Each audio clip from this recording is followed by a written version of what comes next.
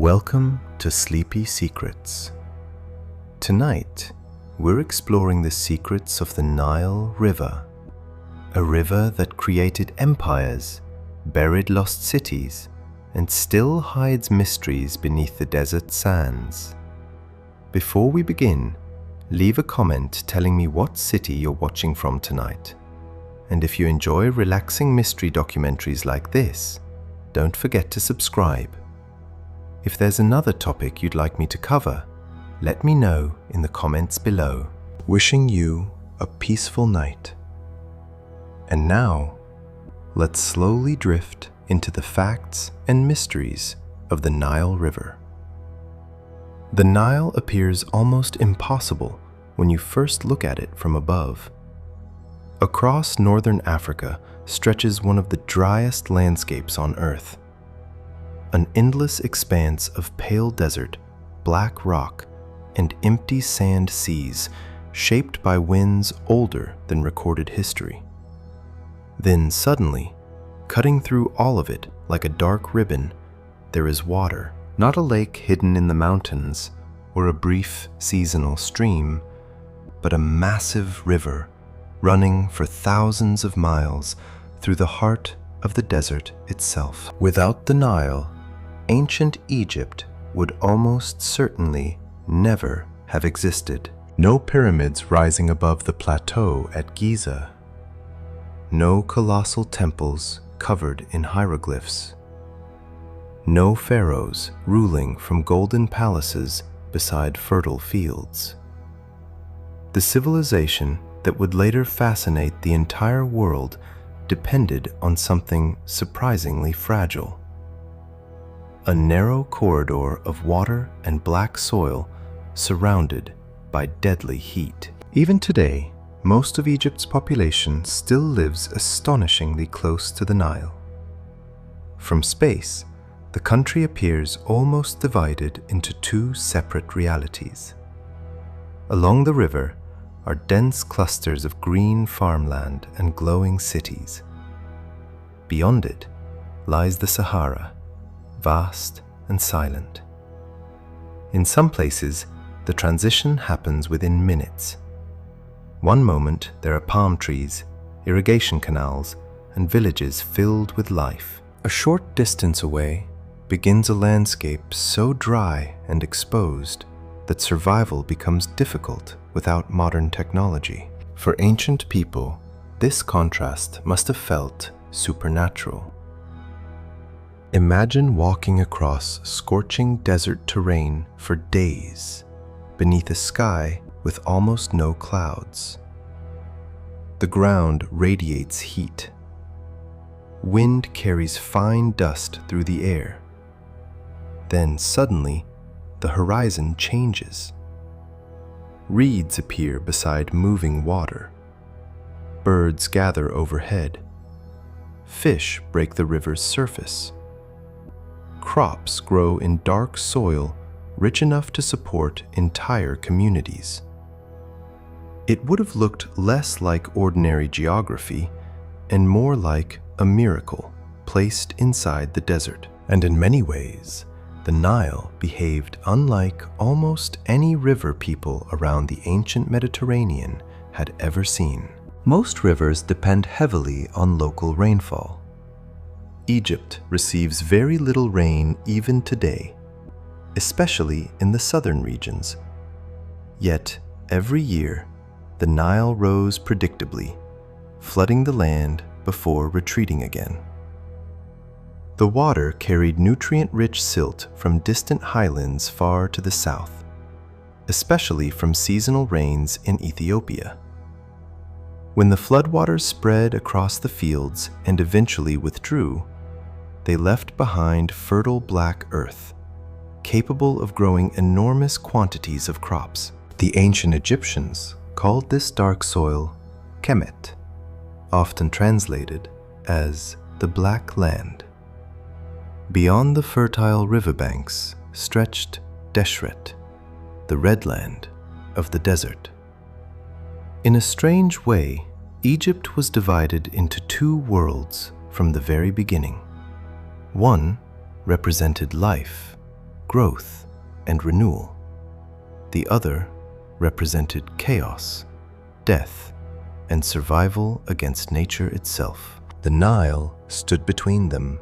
What makes this even more remarkable is that the river did not merely help Egypt grow. It organized nearly every aspect of Egyptian civilization. Farming schedules depended on the flood cycle. Religious ceremonies followed seasonal changes in the river. Trade routes moved along its waters. Political power concentrated near its banks. Even the Egyptian understanding of time was shaped partly by the Nile's rhythms. Long before mechanical clocks existed, the river acted like a giant natural calendar. Ancient Egyptian society traditionally divided the year into 3 major seasons. Akhet was the flooding season, when the Nile overflowed onto the surrounding land. Peret followed, bringing the planting season as waters retreated. Then came Shemu, the harvest season beneath the intense Egyptian sun. This cycle repeated year after year so consistently that entire generations built their lives around it. But the Nile's predictability was never perfect. If the floods arrived too weak, crops could fail across huge regions. Grain shortages led to hunger, instability, and sometimes political unrest. If the waters rose too aggressively, homes and storage systems could be damaged. The river gave life, but it also reminded Egypt that survival depended on forces humans could not fully control. This uncertainty may explain why the Nile became deeply connected to Egyptian religion. The river was not viewed simply as water. It was tied to divine order itself. Many Egyptians believed the annual flooding reflected harmony between the gods, nature, and the kingdom. One deity often associated with the flood was Hapi, linked to fertility and abundance. Unlike gods of war or destruction, Hapi represented nourishment and continuity. Statues and carvings frequently showed him carrying offerings of food, emphasizing the idea that Egypt's prosperity flowed directly from the river. And perhaps, from the perspective of ancient farmers, that belief made complete sense. A civilization surrounded by desert somehow continued feeding millions of people because distant rains hundreds of miles away caused a river to rise at almost exactly the right time each year. Without modern hydrology, satellites, or climate science, the process must have seemed mysterious beyond comprehension. Even the origin of the Nile remained largely unknown for most of ancient history. Egyptians could travel along the river, but they did not possess accurate maps of the vast regions feeding its waters. To them, the Nile emerged from distant southern lands filled with uncertainty and myth. Greek and Roman writers later became obsessed with discovering its true source. Some imagined hidden underground oceans. Others believed the river flowed from giant lakes deep within unexplored Africa. The mystery lasted for thousands of years, and there is something strangely powerful about that idea. One of history's greatest civilizations depended completely on a river whose origins remained invisible to them. The Nile also shaped Egypt politically in ways that are easy to overlook today. Unlike many ancient regions divided by mountains or fragmented terrain, Egypt formed around a long, connected river corridor. Boats could travel north with the current and often move south using favorable winds blowing inland from the Mediterranean. This created an efficient transportation network long before paved roads existed. Massive stone blocks for temples and pyramids traveled by water. Grain shipments moved between cities. Soldiers, priests, officials, merchants, and artisans relied on the Nile constantly. Some historians believe this natural transportation system helped Egypt unify earlier and remain more stable than many neighboring civilizations. The river did not just support Egypt, it connected Egypt. At the same time, the surrounding geography protected it. To the west stretched the Sahara. To the east lay rugged deserts and mountains. To the north was the Mediterranean Sea, while dangerous cataracts in the southern Nile created natural barriers against easy invasion. Geography turned Egypt into a civilization partially shielded from outside threats. But this protective environment came with a hidden psychological effect. For many Egyptians, the world beyond the Nile Valley may have felt distant, dangerous, and chaotic compared to the ordered life along the riverbanks. Some scholars think this contrast influenced Egyptian ideas about cosmic balance itself. Order existed where the Nile flowed. Beyond that lay uncertainty. And yet, the Sahara was not always as barren as it appears today. Thousands of years before the pyramids were built, parts of northern Africa contained grasslands, lakes, and large animal populations. Archaeologists have discovered ancient rock art showing cattle, giraffes, and even hippos in regions now consumed by desert. Over time, climate shifts gradually transformed these landscapes, reducing rainfall and expanding arid zones. As the environment dried, populations likely concentrated closer to permanent water sources, like the Nile. This may have been one of the hidden forces behind the rise of Egyptian civilization. The river became more valuable as the surrounding world became harsher. In some ways, Egypt was not only created by the Nile, but also by the desert slowly closing around it, and the river itself was constantly changing. Modern satellite imaging suggests that ancient branches of the Nile once flowed through areas now dry and distant from the main channel. Some pyramids and temples may originally have stood much closer to waterways than they do today.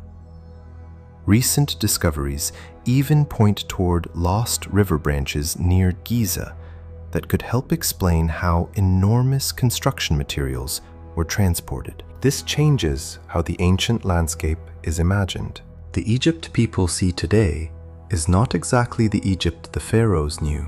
In the ancient world, the Nile Valley may have felt greener, wetter, and more connected by waterways than the modern desert suggests. Certain regions, now covered in sand, could once have supported docks, canals, and fertile farmland. Over thousands of years, climate shifts and sediment gradually altered the river system itself. That constant transformation may explain why the Nile feels strangely alive even now. Unlike monuments frozen in stone, rivers move. They reshape land quietly across centuries. They erase evidence, create new paths, and force civilizations to adapt. The Nile carried temples, armies, grain, myths, diseases, traders, and ideas through Egypt for millennia. But it also slowly changed the landscape beneath them all. At night, the river takes on another personality entirely. The desert cools, winds soften. Moonlight reflects across dark, moving water, while distant villages glow faintly beside the banks. For ancient Egyptians, the Nile after sunset may have felt almost cosmic, a silver pathway through darkness, connecting the world of the living to something older and more mysterious. Perhaps that is why the river remains so central, not only to Egyptian survival, but also to Egyptian imagination. It represented continuity in a landscape defined by extremes. It turned barren land fertile. It created predictable cycles inside an unpredictable world. It offered movement through isolation and life inside one of the harshest climates on Earth. But beneath all of that was a deeper truth. Egypt never truly conquered the Nile. For thousands of years, the civilization adapted itself to the river instead. Pharaohs could build monuments visible for miles. Priests could chart the stars. Engineers could raise obelisks weighing hundreds of tons. Yet all of it still depended on the water continuing to arrive from distant lands no Egyptian ruler fully controlled.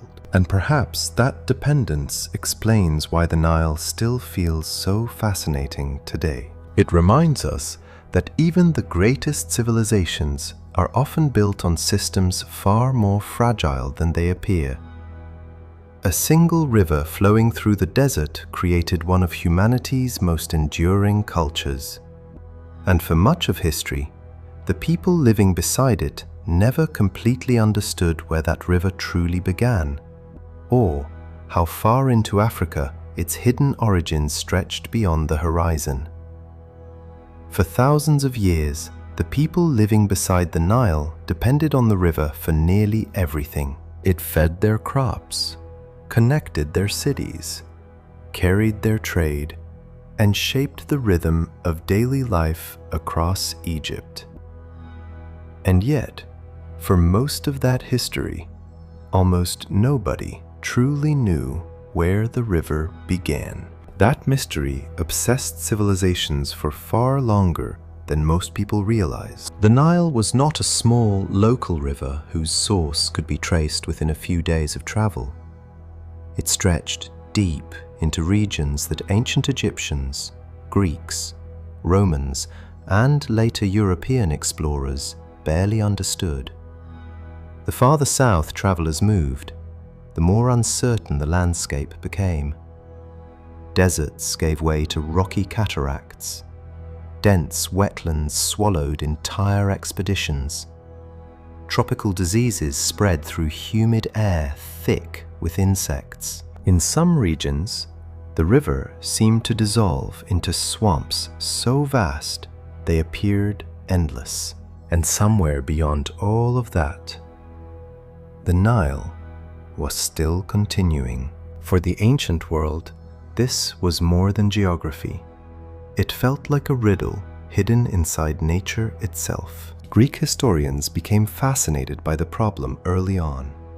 Herodotus, writing in the 5th century BCE, admitted openly that nobody could explain the river's origins with certainty. Different theories emerged, some surprisingly imaginative. One idea suggested the Nile flowed from great underground oceans beneath the earth. Another claimed snowmelt from distant mountains fed the river, although few people in the Mediterranean world had even seen large equatorial mountain ranges themselves. What made the Nile especially confusing was its behavior. Most rivers in the ancient Mediterranean flooded during local rainy seasons. The Nile did the opposite. Egypt's floods arrived during the hottest part of the year, when almost no rain fell across Egypt itself. To ancient observers, it must have seemed as though the river obeyed laws entirely separate from the surrounding desert. In reality, much of the answer lay far to the south, in regions ancient Egyptians rarely reached. Seasonal monsoon rains falling across the Ethiopian highlands caused massive volumes of water to surge northward into the Blue Nile. But without modern meteorology or continental maps, connecting those distant storms to flooding in Egypt would have been almost impossible. So the mystery survived century after century. And strangely, the unknown origin of the Nile may have added to its spiritual power. A river appearing from unseen lands beyond the horizon carried a certain mythological weight. Some ancient Egyptians imagined the Nile emerging from sacred underground waters tied to the creation of the world itself. In Egyptian cosmology, the chaotic waters known as Nun existed before creation began. Certain interpretations linked the Nile symbolically to those primordial waters bringing life out of darkness and disorder. The farther south the river extended, the more imagination filled the gaps in knowledge. Ancient geographers spoke of hidden lakes, giant mountains, and mysterious civilizations deep within Africa. One enduring legend described the Mountains of the Moon, a distant range supposedly feeding the Nile through melting snows. The name sounds almost poetic now, but for centuries, many scholars considered it a serious possibility. Claudius Ptolemy, the influential Greco-Roman geographer writing in the 2nd century CE, included these mountains on maps that shaped European understanding of Africa for over 1,000 years. What is fascinating is that parts of the legend may have contained fragments of truth. East Africa does contain high mountain regions where snow and glaciers once existed more extensively than today. While the famous Mountains of the Moon were likely not fully accurate in the ancient imagination, some historians think reports of distant snowy peaks may have traveled northward through trade networks and oral traditions long before Europeans mapped the region scientifically. The Nile itself, however, is not a single straightforward river. Modern geography divides it into several major systems, but two branches matter most in understanding its mystery: the White Nile and the Blue Nile. The White Nile begins in the equatorial regions around Lake Victoria and nearby river systems in East Africa. Its flow is relatively steady because the surrounding equatorial climate produces rainfall throughout much of the year. The Blue Nile, by contrast, begins in Ethiopia near Lake Tana and carries enormous seasonal floodwaters during monsoon periods. Ironically, the Blue Nile contributes most of the fertile sediment and floodwater that historically shaped Egyptian agriculture, even though the White Nile is usually considered the longer branch geographically. This dual structure made the Nile extraordinarily difficult to understand in ancient times. Travelers following one branch could easily assume they had found the true source, only to discover another major system feeding into it farther upstream.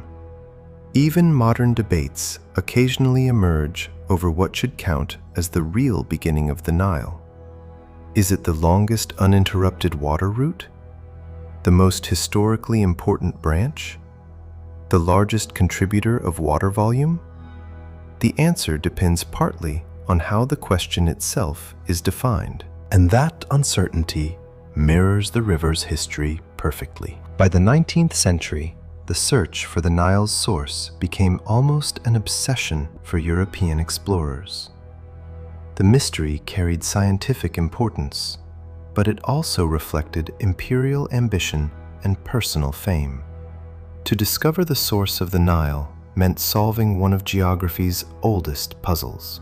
The expeditions were brutal. Explorers entered environments many Europeans were completely unprepared for. Tropical diseases spread rapidly. Food supplies failed. Insects covered camps at night. Rivers became blocked by dense vegetation. Political tensions with local kingdoms created constant danger.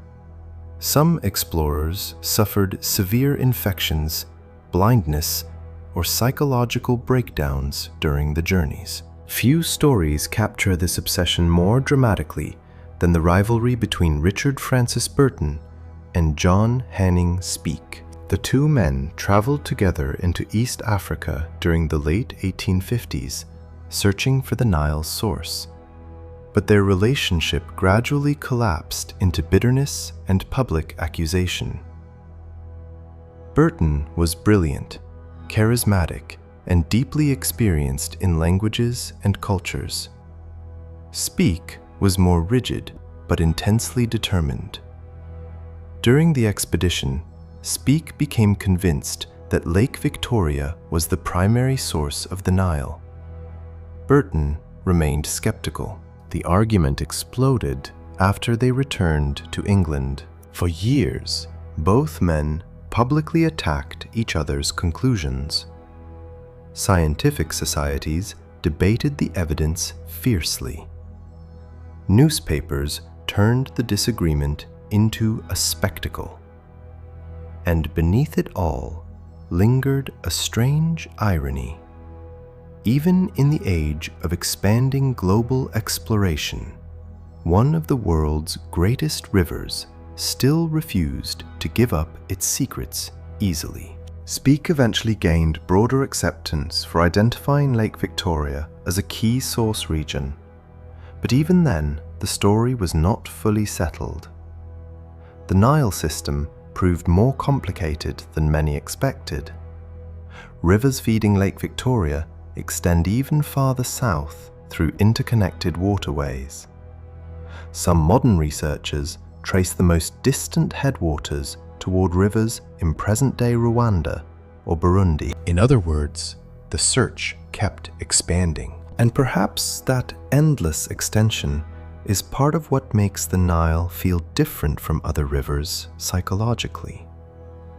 The farther people searched for its beginning, the more the answer seemed to retreat deeper into Africa. There is also another layer to the mystery, rarely discussed in older exploration stories. Long before European expeditions entered these regions, local African communities already possessed deep knowledge of the rivers, lakes, and seasonal systems feeding the Nile basin.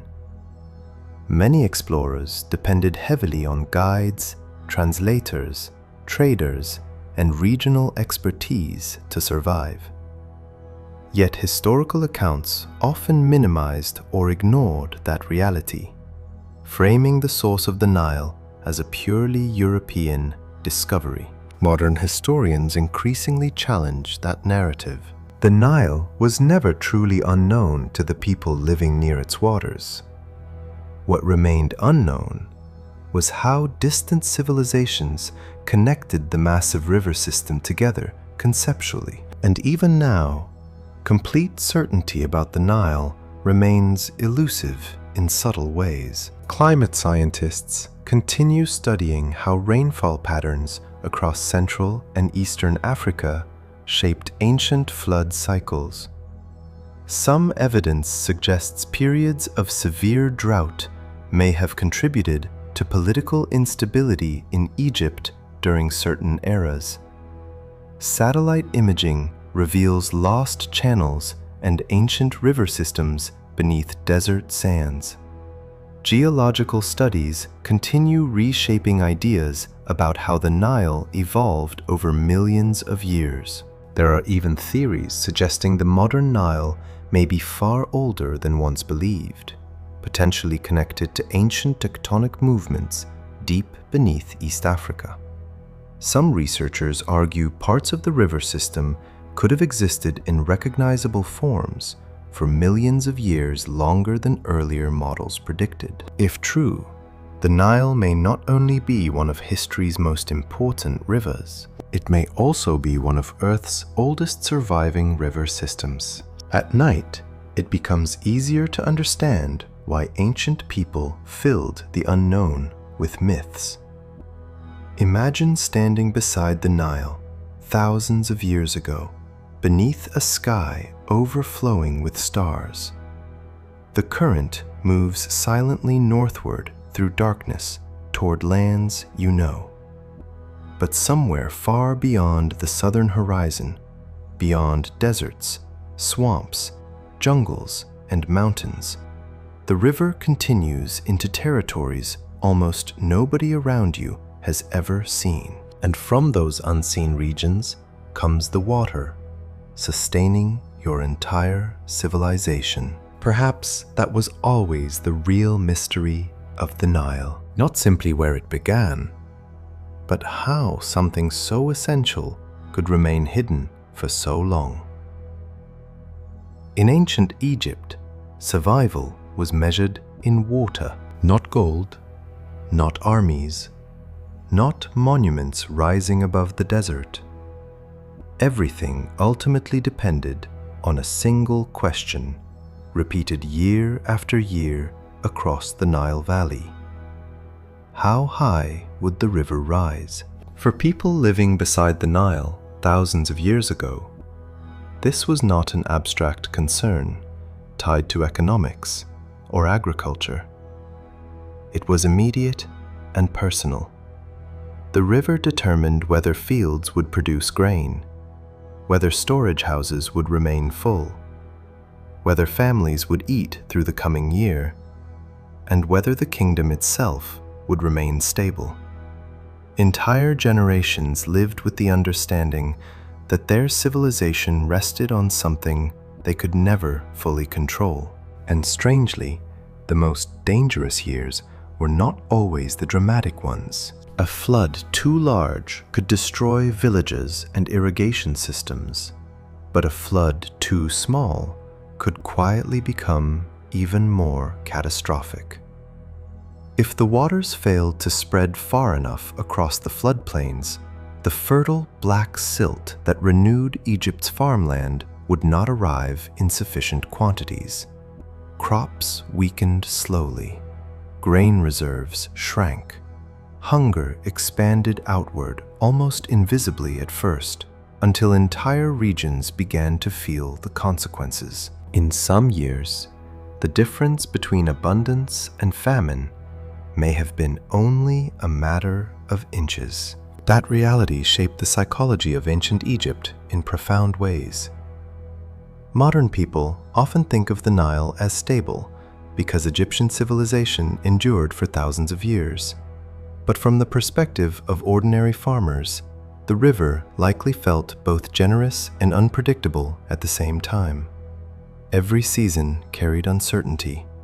Every flood was watched carefully. And over time, Egyptians developed systems to read the river almost like a living creature. Along certain parts of the Nile, ancient engineers constructed structures known today as nilometers.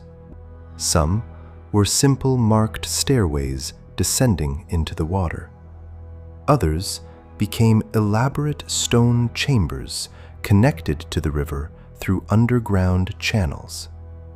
Officials monitored water levels carefully because the height of the flood carried enormous implications for taxation, food supplies, and political stability. If the Nile rose to expected levels, officials could predict strong harvests and collect taxes accordingly. If the flood appeared weak, the consequences rippled across the kingdom long before crops were harvested. What is fascinating is how advanced this observational system became without modern instruments. Ancient Egyptians tracked flood behavior over centuries, recognizing patterns and seasonal rhythms with remarkable accuracy. Their survival depended on paying attention.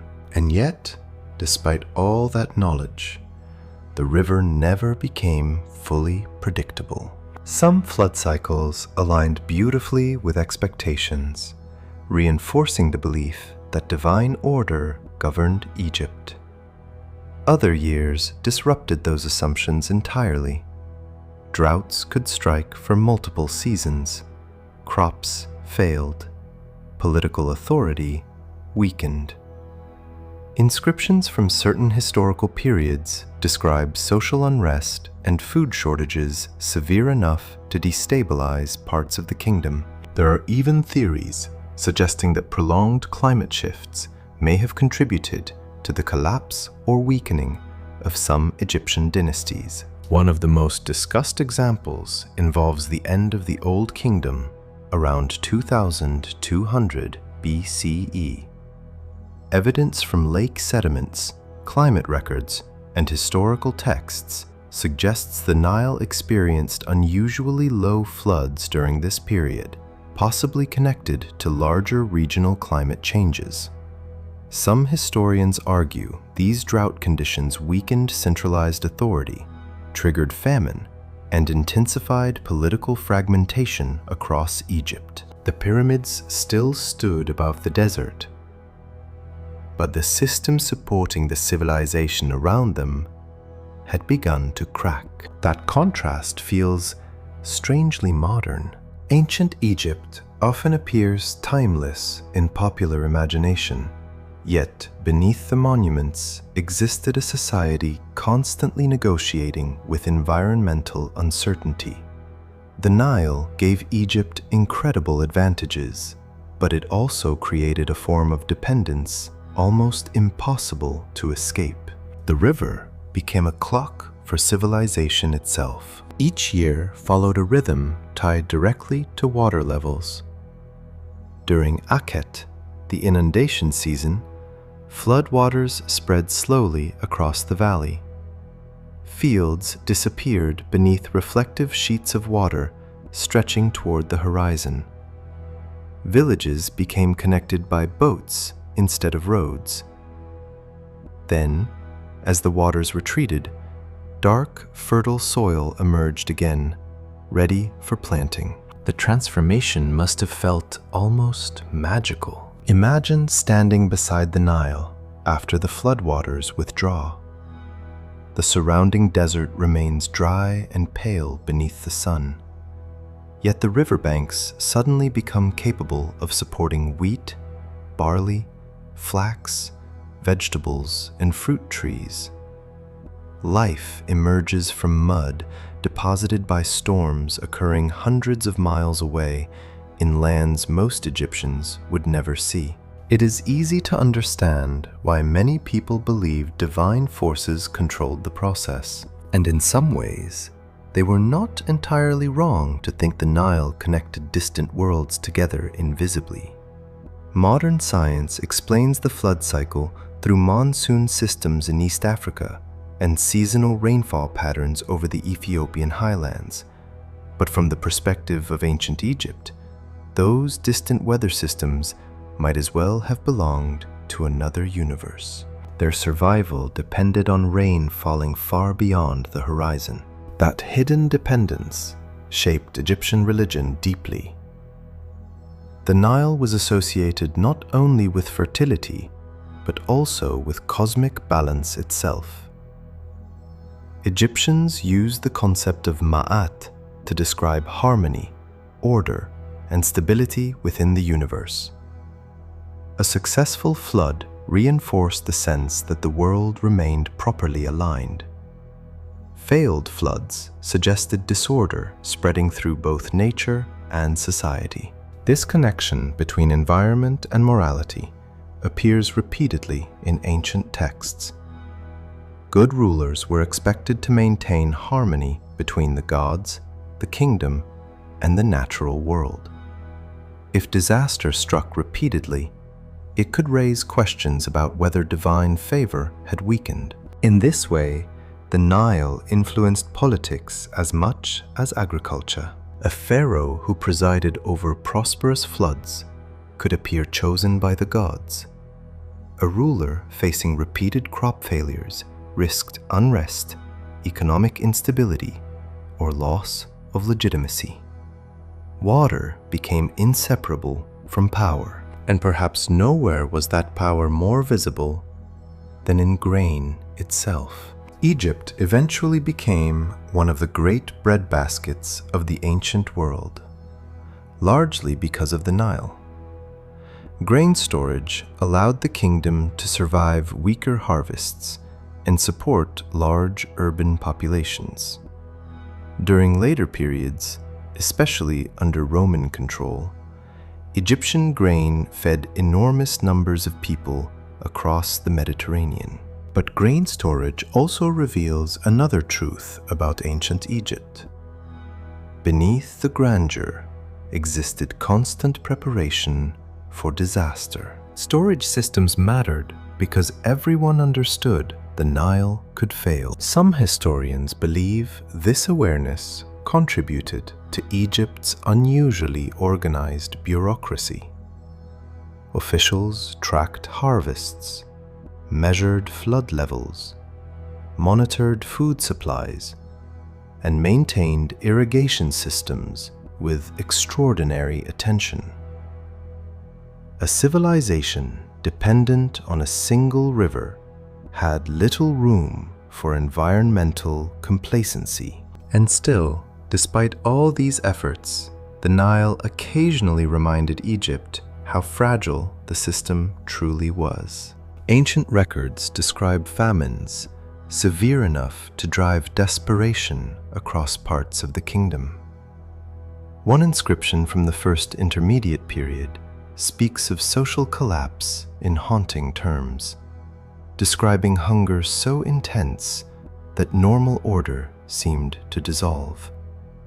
While some ancient accounts likely exaggerate conditions for political or literary effect, archaeological evidence supports the reality of severe environmental stress during certain eras. There is something unsettling about realizing that one of history's most stable civilizations lived so close to ecological vulnerability. And the river itself carried contradictions beyond flooding. The Nile gave life, but it also carried danger. Crocodiles inhabited its waters. Hippos could overturn boats and destroy crops. Parasites spread through irrigation systems. Diseases moved along waterways connecting communities. For ordinary people, daily interaction with the river involved both dependence and risk. Yet no matter how dangerous the Nile became, abandoning it was impossible. Beyond the fertile banks waited the desert. At night, the relationship between Egypt and the Nile may have felt even more intimate. Imagine farmers sitting beside the river after sunset beneath warm desert winds. The current moves quietly northward in darkness, while stars reflect across black water. Somewhere beyond sight, deep in Africa, rains are falling that may determine whether your family survives next year. There is something deeply human in that uncertainty. Modern societies often hide environmental dependence behind technology and infrastructure. But ancient Egyptians lived close enough to the Nile to feel the connection directly. They watched the river rise and fall with their own eyes. They measured survival season by season. And despite centuries of observation, the Nile still retained an element of mystery. Even today, climate scientists continue studying how changing rainfall patterns affected ancient Egypt. Sediment cores, cave deposits, and lake records reveal periods of environmental instability that may have reshaped entire political eras. Some researchers argue the Nile's fluctuations influenced not only famines, but migration patterns, wars, and shifts in royal authority. In other words, the river may have quietly shaped Egyptian history far more deeply than monuments alone reveal. The pyramids often dominate conversations about ancient Egypt because they survived physically. But the true force sustaining the civilization was never stone. It was water arriving at the right moment. And perhaps that is the most fascinating part of the Nile's story. One of humanity's greatest civilizations did not rise because nature was conquered. It rose because people learned, season after season, how to survive beside a river capable of bringing extraordinary abundance or silent catastrophe. For thousands of years, Egypt waited for the flood, and every year the river decided whether life would continue as expected or whether the desert would begin creeping closer once again. The Nile did not only carry life through ancient Egypt, it also carried teeth, venom, parasites, shadows moving beneath black water, and creatures large enough to overturn boats in seconds. For all the beauty surrounding the river, there was another side to it that ancient Egyptians understood extremely well. The Nile fed the civilization, but it never became tame.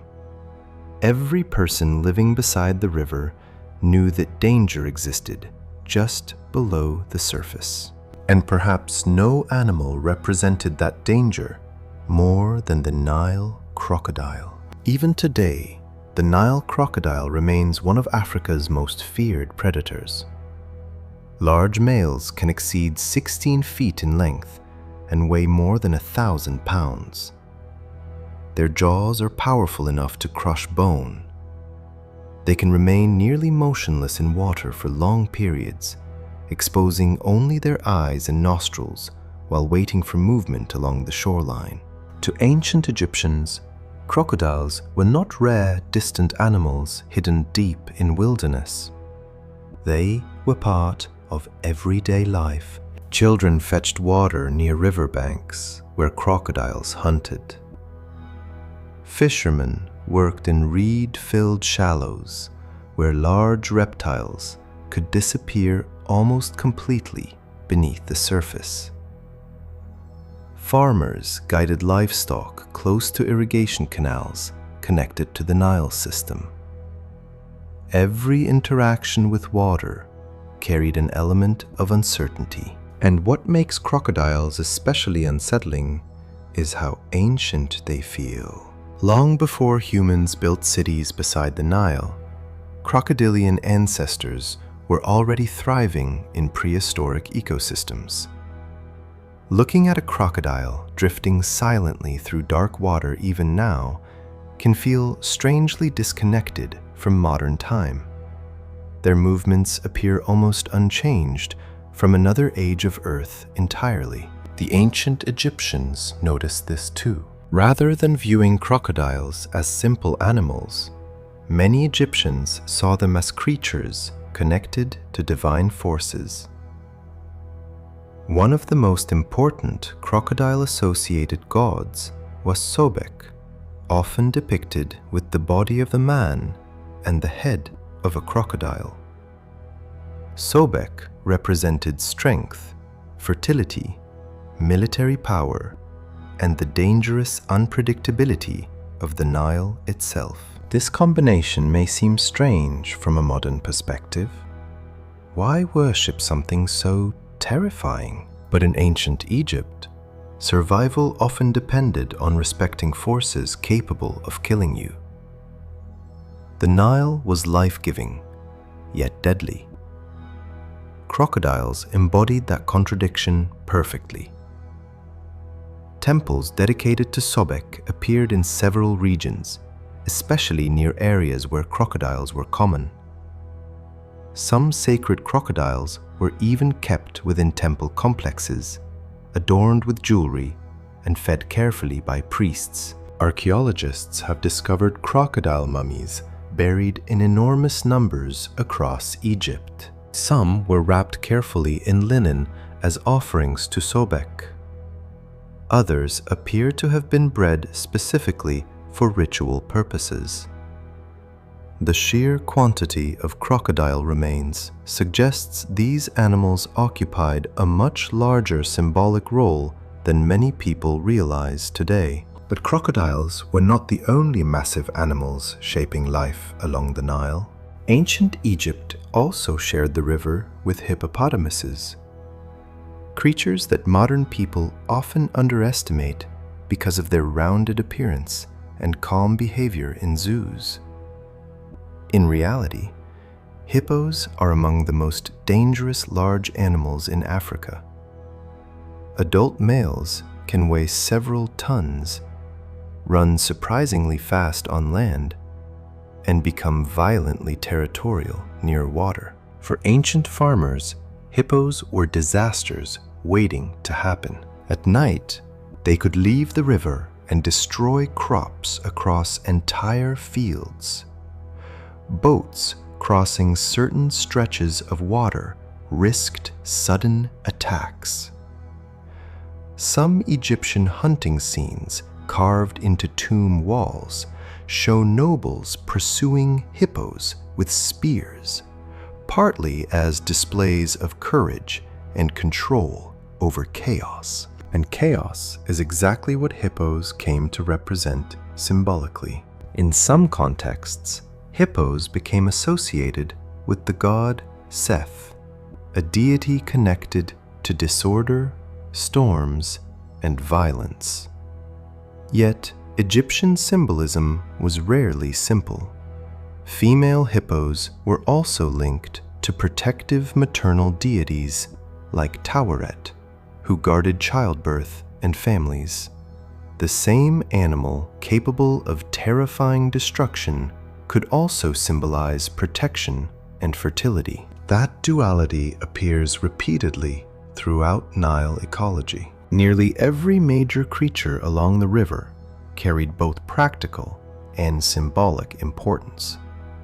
Animals were not separated neatly from religion, politics, or survival.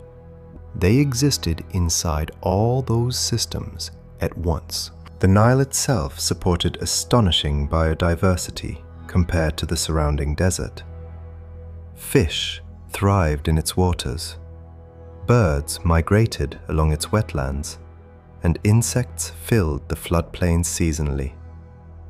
During certain periods of ancient history, parts of the Nile Valley likely felt far greener and louder than many people imagine today.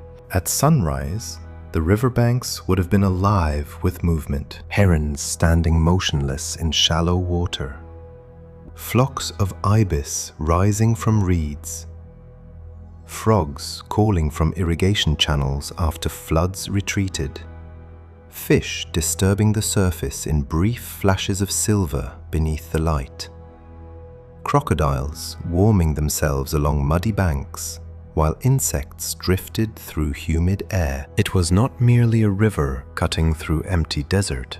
It was an entire living corridor. And because Egypt depended so heavily on this ecosystem, people became extraordinarily attentive observers of animal behavior. Certain birds may have helped indicate seasonal changes. Fish migrations affected local food supplies. Dangerous predators altered how communities approached water access.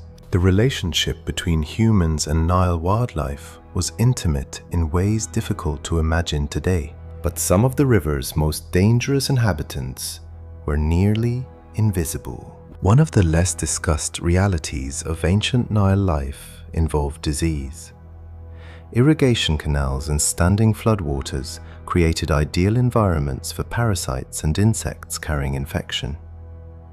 One parasite in particular, schistosoma, caused schistosomiasis, a disease still affecting parts of Africa today. The parasite enters through skin contact with contaminated water, eventually damaging organs over time. Evidence suggests ancient Egyptians suffered from it thousands of years ago. Researchers examining some mummified remains have found signs consistent with parasitic infection, offering a disturbing reminder that the Nile's life-giving waters also carried hidden biological threats. In some ways, this reflects a broader truth about rivers throughout human history. The same systems supporting civilization often exposed populations to concentrated disease environments, and yet people could never fully separate themselves from the water. The Nile was too essential. This constant interaction between survival and danger shaped Egyptian psychology deeply. Water meant food, transportation, fertility, trade, and continuity. but it also meant predators, floods, disease, and uncertainty. The river existed as both protector and threat at the same time. That tension may help explain why Egyptian mythology feels so filled with creatures standing between worlds. Many sacred animals associated with the Nile possessed qualities that blurred categories. Crocodiles lived partly submerged between land and water. Hippos moved between calm stillness and explosive violence. Birds migrated seasonally across enormous distances. Serpents disappeared beneath sand or into riverbanks before re-emerging unexpectedly. Nature itself seemed fluid and mysterious beside the Nile, and snakes may have inspired particular fear. Egypt contained several venomous species, including cobras and vipers. The cobra became especially important symbolically, appearing on royal crowns as the uraeus, representing divine authority and protection. Yet the reverence likely emerged partly because cobras were genuinely dangerous. Their venom could kill quickly, and encounters near water or farmland were common. Ancient Egyptians often interpreted dangerous animals through a lens of balance rather than simple evil. A creature capable of killing might also possess sacred power. Fear and reverence became intertwined. The Nile reinforced that worldview constantly. Even insects played enormous roles in daily life. Mosquitoes spread illness. Swarms appeared seasonally near wetlands. Beetles became symbols of transformation and rebirth, especially scarabs rolling balls of dung across the ground in motions Egyptians connected symbolically to the movement of the sun. Modern audiences sometimes imagine ancient Egypt as dominated entirely by stone monuments and barren desert landscapes.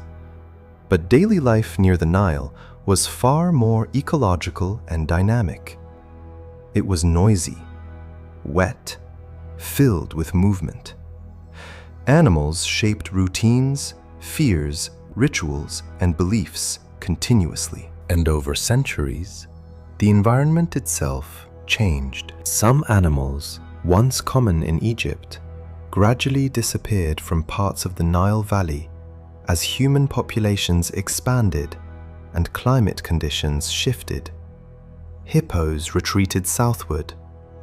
Crocodile ranges became more limited in certain regions, especially after large-scale modern river control projects like the Aswan High Dam altered habitats dramatically. The Nile, ancient Egyptians knew, no longer exists in exactly the same form. There is something haunting about that realization. The creatures appearing in temple carvings and tomb paintings were not decorative fantasies. Many represented real animals people encountered constantly beside the river. A crocodile painted on a wall was often an animal capable of killing someone nearby. A hippo carved into stone reflected a genuine agricultural threat. The mythology emerged from lived experience. At night, the Nile must have felt especially unpredictable. Imagine drifting beside the river in a small wooden boat beneath a sky filled with stars. Reeds rustle softly near the shoreline. Somewhere, in darkness, water shifts heavily against mud. You cannot see what moved. Maybe a crocodile. Maybe a hippo surfacing for air. Maybe nothing dangerous at all. The uncertainty itself becomes part of the experience. And perhaps that is why the Nile retained such spiritual power for so long. It was not simply a source of water humans controlled completely. It remained wild enough to remind people that nature still operated according to its own rules. Even today, standing near sections of the Nile at dusk can produce that feeling. The river carries an ancient stillness difficult to describe. Birds cross overhead while the current moves northward through fading light. Beneath the surface, fish and reptiles continue following rhythms older than civilization itself. The pyramids may dominate the skyline of Egyptian history, but the living river beside them shaped human emotion just as powerfully. Because for ancient Egypt, survival never depended only on understanding stone monuments or royal dynasties. It depended on learning how to live beside a river filled with beautiful, dangerous, unpredictable life. The Nile remembers cities that no longer exist. Some vanished beneath layers of mud and silt after centuries of flooding. Others were swallowed slowly by drifting desert sand. A few disappeared underwater entirely, collapsing into the Mediterranean after earthquakes or rising seas reshaped the coastline. And perhaps most unsettling of all, archaeologists increasingly suspect there are still entire settlements hidden beneath the Nile Valley that nobody has discovered yet. That possibility changes the way the river feels. When most people imagine ancient Egypt, they picture monuments that survived. Pyramids, temples, statues carved from stone. But stone represents only a fraction of the civilization that once lived beside the Nile. Most ordinary buildings were constructed from mud brick, reeds, timber, and softer materials vulnerable to time, water, and climate. Entire neighborhoods could dissolve slowly over generations until almost nothing remained visible above the ground. The river that created Egyptian civilization also became one of the main reasons so much of it disappeared. And the Nile was never still for very long.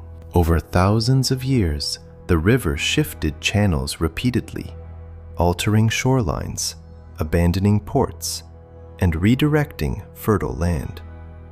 Some places that once sat directly beside major waterways now lie miles away from the modern riverbank. Other regions that appear dry today may once have supported busy harbors filled with boats transporting grain, stone, papyrus, livestock, and people moving through the ancient world. The Egypt visible now is not the same Egypt ancient Egyptians saw. That realization has become increasingly important in modern archaeology. Satellite imaging, ground-penetrating radar, and geological surveys are revealing traces of lost waterways beneath desert terrain that once connected cities to the Nile system. In some areas, buried channels appear beneath modern farmland and sand, suggesting the river's ancient landscape was more complex than historians once believed. And hidden within that changing geography are ghosts of forgotten cities. One of the most haunting examples lies beneath the waters near Egypt's Mediterranean coast. For centuries, stories circulated about lost districts of ancient Alexandria disappearing into the sea.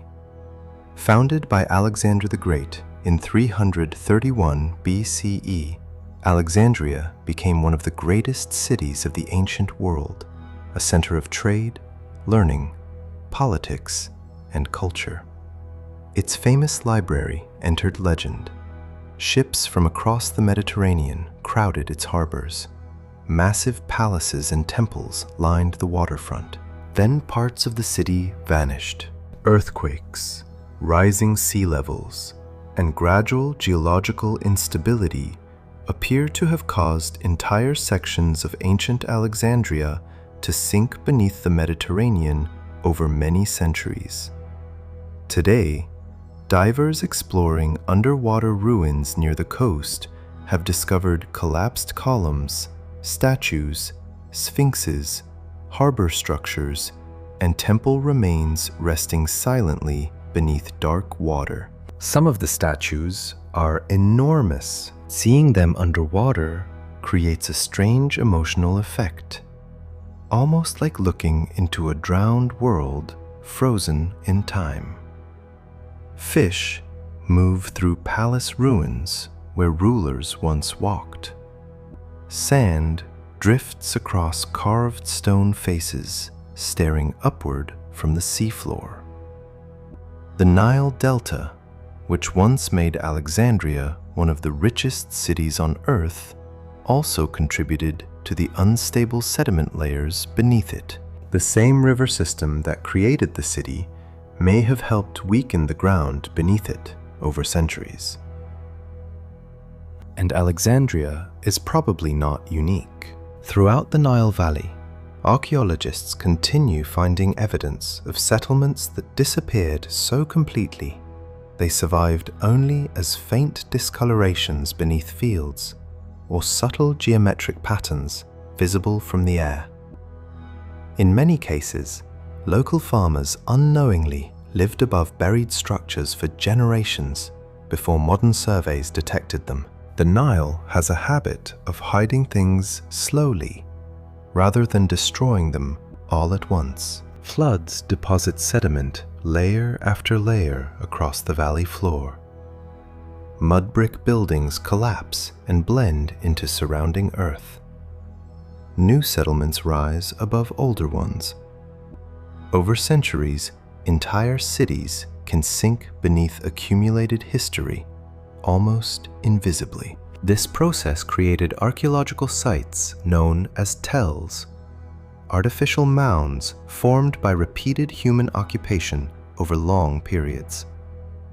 Some tells contain multiple lost cities stacked atop each other, like layers of forgotten time. And in Egypt, many remain only partially excavated. Part of the challenge comes from the Nile itself. The river supported dense, continuous settlement for thousands of years, meaning modern villages and farmland often sit directly above ancient remains.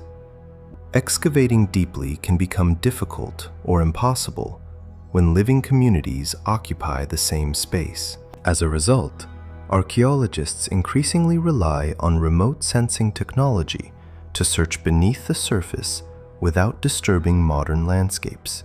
In recent years, satellite imaging has revealed buried streets, foundations, canals, and possible temple complexes hidden under desert sand and agricultural land. Some discoveries appear almost unreal when first viewed. Perfect geometric outlines emerging faintly beneath terrain that looked completely empty from ground level. It raises an unsettling question. How much of ancient Egypt is still missing? There may be hundreds of smaller settlements, ports, shrines, workshops, and neighborhoods waiting beneath the Nile Valley, preserved quietly beneath mud and sand while modern life continues above them. And sometimes, the river reveals pieces unexpectedly. Construction projects occasionally uncover statues, tombs, or buried walls hidden just below the surface. Farmers digging irrigation trenches sometimes encounter ancient stonework unexpectedly beneath their fields. In certain parts of Egypt, the past sits astonishingly close to the present. But not every lost Nile city disappeared gradually. Some may have collapsed suddenly. The ancient city of Thonis Heracleion, once located near the Nile Delta, was considered partly legendary for centuries. Ancient texts described it as a major port connecting Egypt to Mediterranean trade networks before Alexandria rose to dominance. Then, the city seemed to vanish from history. For a long time, many historians were uncertain whether the descriptions were exaggerated or misunderstood. Then, underwater archaeologists found it. Beneath the Mediterranean, near Abu Qir Bay, lay enormous ruins scattered across the sea floor. Temples, colossal statues, anchors, coins, and harbor remains belonging to the lost city. Geological evidence suggests earthquakes and soil liquefaction may have destabilized the region, causing parts of the city to sink gradually beneath the water. The discovery changed how researchers think about the Nile Delta entirely. Large sections of the ancient coastline may have shifted dramatically over time, meaning additional submerged settlements could still remain hidden offshore. And the deeper archaeologists investigate the Nile system, the more unstable the ancient landscape appears. River branches migrated. Wetlands expanded and contracted. Flood levels fluctuated. Harbors silted up. Trade routes shifted. Entire economic centers rose and fell, depending partly on how water moved through the environment. Civilization along the Nile was never static. That movement complicates many historical assumptions. A temple isolated in desert terrain today may once have stood beside busy waterways crowded with boats. A forgotten ruin miles from the modern river could originally have overlooked fertile farmland and active trade routes. Time changed the relationship between land and water completely. Some researchers even believe branches of the Nile once flowed much closer to areas surrounding the pyramids at Giza than they do today. Geological studies suggest ancient waterways may have helped transport stone directly toward construction sites through systems now vanished beneath sand and urban development. If true, the modern landscape surrounding the pyramids is deeply misleading. The monuments people see today, rising above dry desert plateaus, may once have existed within a far more connected and dynamic environment, shaped heavily by water traffic. And perhaps that transformation explains part of Egypt's strange atmosphere. The country often feels caught between visibility and disappearance. Some structures survive almost intact for thousands of years because the desert preserves them so effectively. Others vanish almost completely, despite existing beside the same river. Stone survives. Mud dissolves. Water shifts. Sand buries. The Nile created memory and erased it simultaneously. At night, this becomes easier to imagine. Picture a settlement beside the river 3,000 years ago. Oil lamps flicker near docks while boats drift slowly against wooden posts.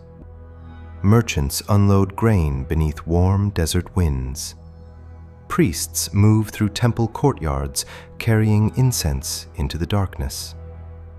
Somewhere nearby, children sleep inside mud brick homes, close enough to hear the water moving outside. Now imagine centuries passing. Flood after flood deposits sediment across the shoreline. Political centers move elsewhere. Trade routes decline. Buildings collapse slowly into earth, softened by moisture and time. Sand drifts inward. The river shifts course slightly. Eventually, the city disappears so completely that future generations forget it existed at all. Then, thousands of years later, fragments emerge again beneath satellite scans or underwater lights. There is something deeply haunting about that cycle, and perhaps it reveals a hidden truth about the Nile itself. The river was never merely a backdrop for Egyptian civilization. It actively shaped what survived and what vanished. It preserved some histories while burying others beyond memory. Even now, archaeologists suspect major discoveries still wait beneath the Nile Valley. Groundwater limits excavation in certain regions. Modern cities cover ancient layers. Vast sections of the delta remain difficult to study fully because of sediment depth and agricultural activity. Some underwater ruins remain partially unexplored due to visibility and preservation challenges. The result is a strange situation where one of the most studied civilizations on Earth may still be hiding enormous pieces of itself beneath mud, water, and sand, and the Nile continues flowing quietly above it all. Past ruined temples, past buried harbors, past drowned cities resting beneath dark water near the coast. The same river that once carried traders, priests, and kings now moves through landscapes filled with forgotten foundations no living person has ever seen. Somewhere beneath the Nile Valley tonight, entire streets may still exist in darkness, untouched for thousands of years, waiting for the river to reveal them again. The pyramids rise from the edge of the desert with a kind of silence that feels unnatural. Even after thousands of years, they still appear too massive, too precise, too permanent to fully belong to the human world. Standing near them at dawn, as the first sunlight spreads across the limestone, it becomes easier to understand why so many theories have surrounded these structures for centuries. People have imagined lost technologies, vanished civilizations, secret knowledge, even supernatural explanations. But one of the most important forces behind the pyramids was something far less mysterious and somehow even more fascinating. Water, more specifically, the Nile. Without the river, the pyramids would likely never have existed at all. Today, the Giza Plateau looks dry and isolated beside modern Cairo. The desert stretches outward in pale waves of dust and stone, while the Nile flows farther east through dense urban neighborhoods and green agricultural land. To modern eyes, the pyramids can feel disconnected from the river entirely. But ancient Egypt looked very different. Thousands of years ago, branches of the Nile appear to have extended much closer to Giza than they do today. Geological evidence, sediment analysis, and satellite imaging increasingly suggest that waterways once connected directly to areas near the pyramid complexes. What now seems like a dry desert plateau may once have stood beside active harbors and navigable channels filled with transport boats. That possibility changes everything about how the pyramids are imagined, because the greatest mystery may not be how ancient Egyptians lifted the stones, but how effectively they moved them. The Great Pyramid of Khufu alone contains an estimated 2.3 million stone blocks. Some weigh several tons each. Granite blocks transported into the inner chambers weighed far more and came from quarries near Aswan, hundreds of miles south along the Nile. At first glance, the logistics seem almost impossible. How could an ancient civilization without modern engines move such enormous material through desert terrain at massive scale? For centuries, this question fueled speculation. Yet, the deeper archaeologists study the Nile system, the more the answer appears connected, not to impossible technology, but to environmental engineering and river transport on a scale the ancient world rarely achieved elsewhere. The Nile functioned like a giant moving highway through Egypt. Heavy cargo traveled far more efficiently by boat than across land. Ancient builders understood this extremely well. Relief carvings, surviving texts, and archaeological discoveries all point towards sophisticated river transport systems supporting pyramid construction. One of the most important discoveries came from the Red Sea coast in 2013. Archaeologists uncovered ancient papyrus documents, often called the Diary of Merer, written by an official involved in transporting limestone during the reign of Pharaoh Khufu. The texts describe crews moving stone blocks along waterways connected to the Nile toward Giza. What makes the documents remarkable is how ordinary they sound. There is no sense of mystical construction or hidden technology. Instead, the writings describe schedules, deliveries, labor organization, and transport routes with practical detail. The pyramids begin to feel less like impossible fantasies and more like products of an enormous, highly organized civilization working in coordination with the river itself. And perhaps that reality is even more impressive, because organizing thousands of workers, supplying food, coordinating transport, and controlling seasonal labor across decades may represent a greater achievement than any mythical explanation. Still, the Nile's role went far beyond carrying stone. The river shaped where the pyramids could exist in the first place. Most major pyramid complexes were built near regions connected to floodplains and transport routes. The annual Nile inundation helped create agricultural surpluses capable of feeding huge labor forces. Contrary to older myths, many pyramid workers were not slaves in chains, but organized laborers supported by state resources, food distribution systems, and seasonal labor patterns tied partly to the flood cycle. When floodwaters covered agricultural land during parts of the year, large numbers of workers became available for state construction projects. In a strange way, the Nile did not only provide transportation for the pyramids, it provided time. And recent discoveries suggest ancient engineers may have manipulated water even more directly than once believed. Some researchers now argue that lost branches of the Nile once extended close enough to Giza to create harbor systems near the pyramid construction zones themselves.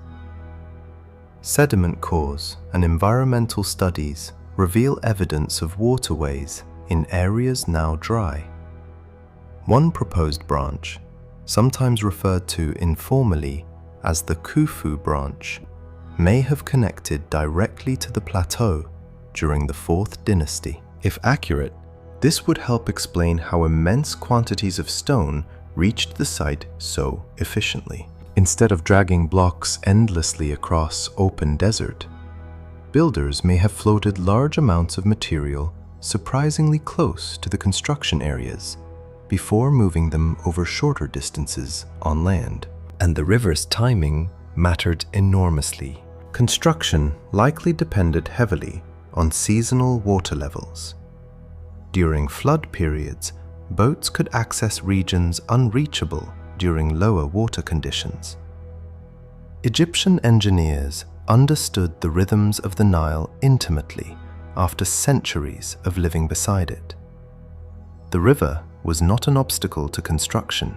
It was part of the construction system itself. Yet despite all this growing evidence, the pyramids still retain an unusual psychological power, partly because modern people instinctively compare them to present-day construction methods. We imagine cranes, diesel engines, steel frameworks, and computerized planning. Removing those technologies makes the scale feel impossible. But ancient Egypt operated within a completely different relationship to labor, time, and organization. The Nile made long-distance transport economically realistic. Agricultural stability supported centralized government. Seasonal flooding created labor cycles. Geography concentrated populations along a narrow corridor.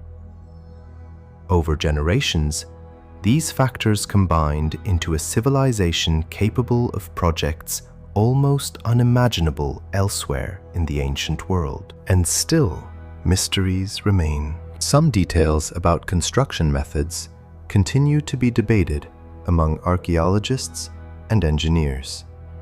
Exactly how certain blocks were lifted remains uncertain. Different ramp theories exist.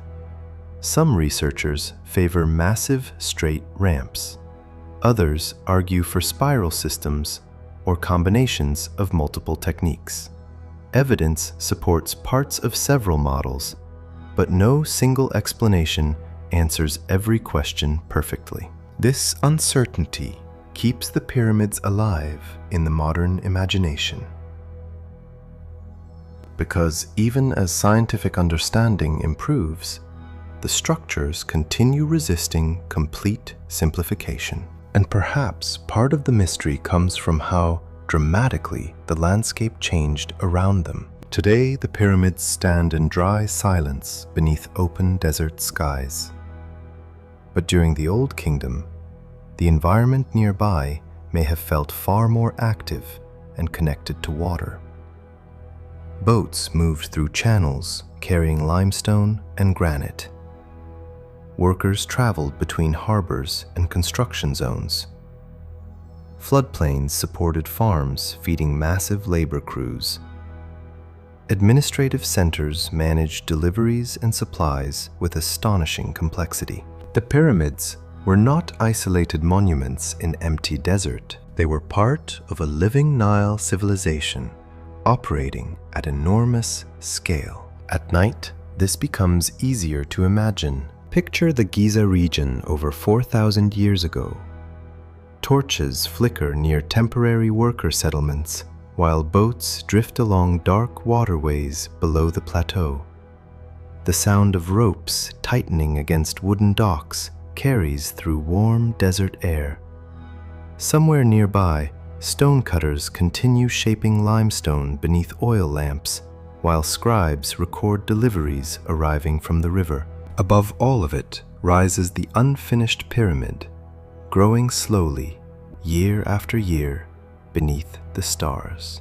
There is something deeply human in that image. Not aliens, not magic, not vanished super technologies, just thousands of people working within one of the most sophisticated environmental systems of the ancient world, using the Nile as the central artery connecting labor, resources, food, and movement together. And yet, the river itself eventually changed. Some waterways silted up.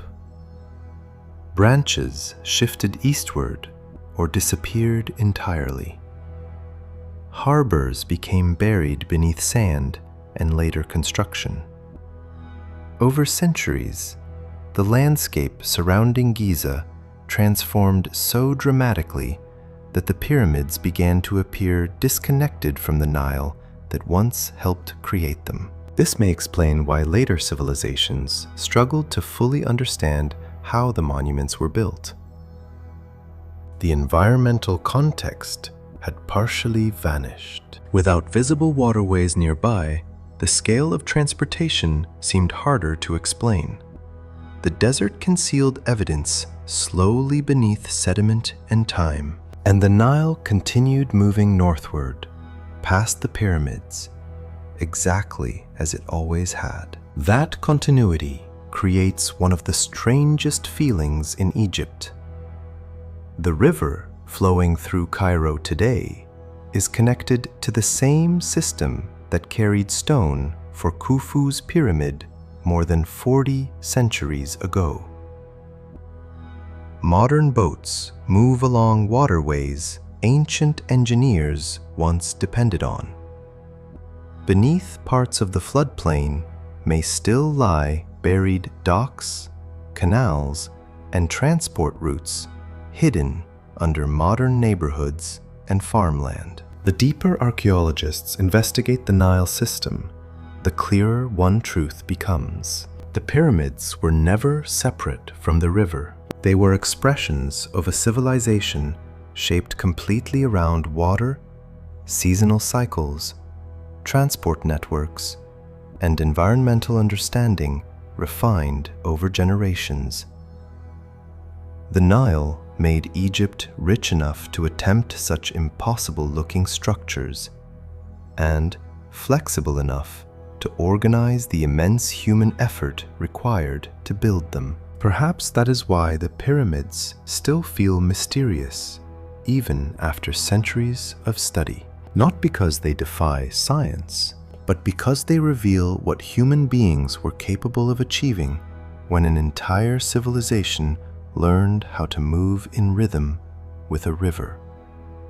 The Nile has been studied for thousands of years, mapped by empires, crossed by traders, measured by scientists, photographed from space, and excavated by archaeologists armed with modern technology.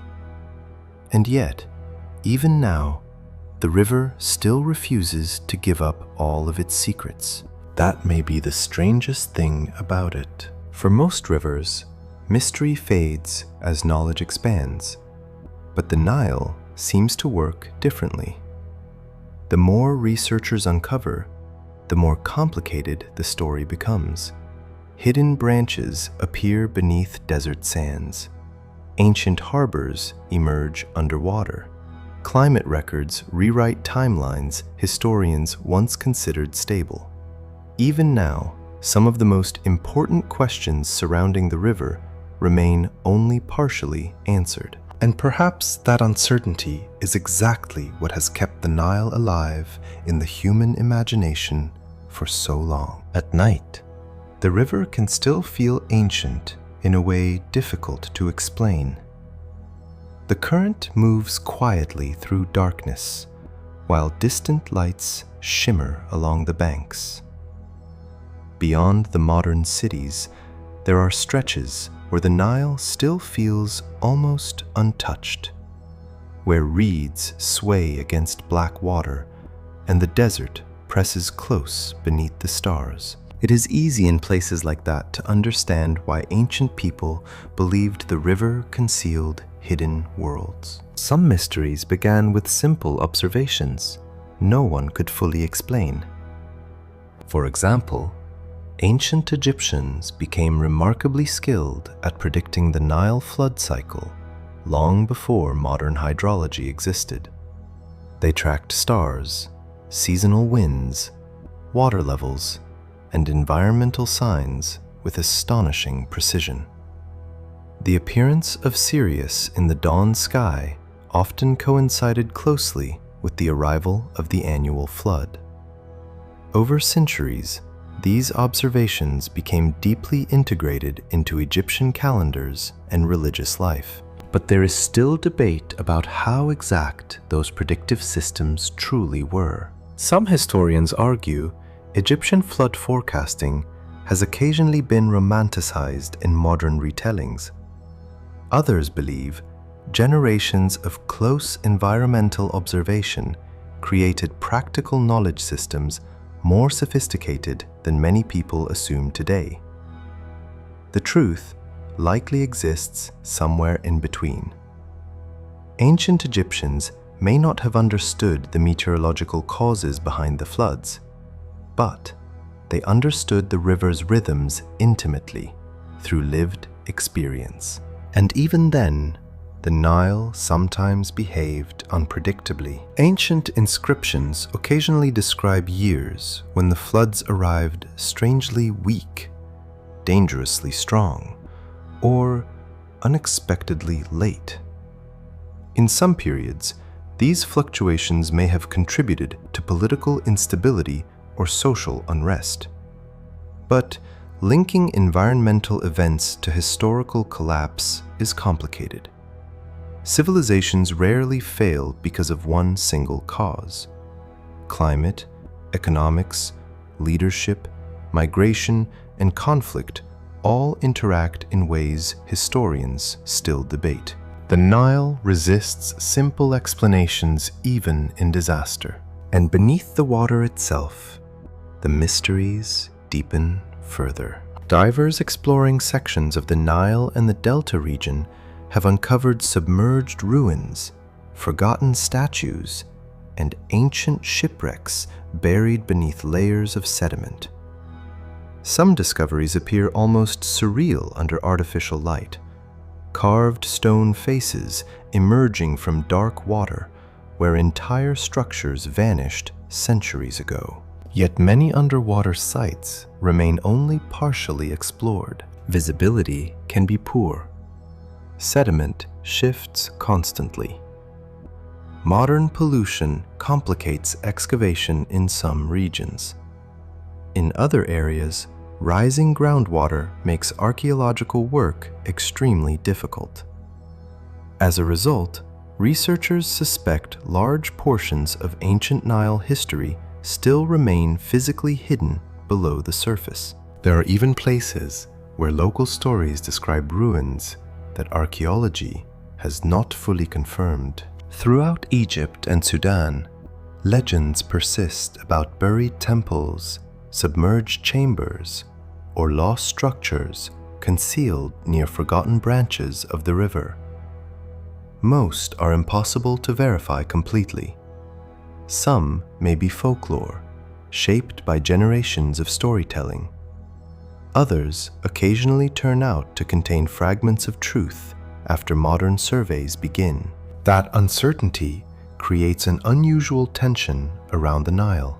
The line between documented history and possibility often feels thinner there than in many other places, and perhaps nowhere is that more visible than in the changing landscape itself. One of the biggest revelations of recent decades is how dramatically the Nile system shifted over time.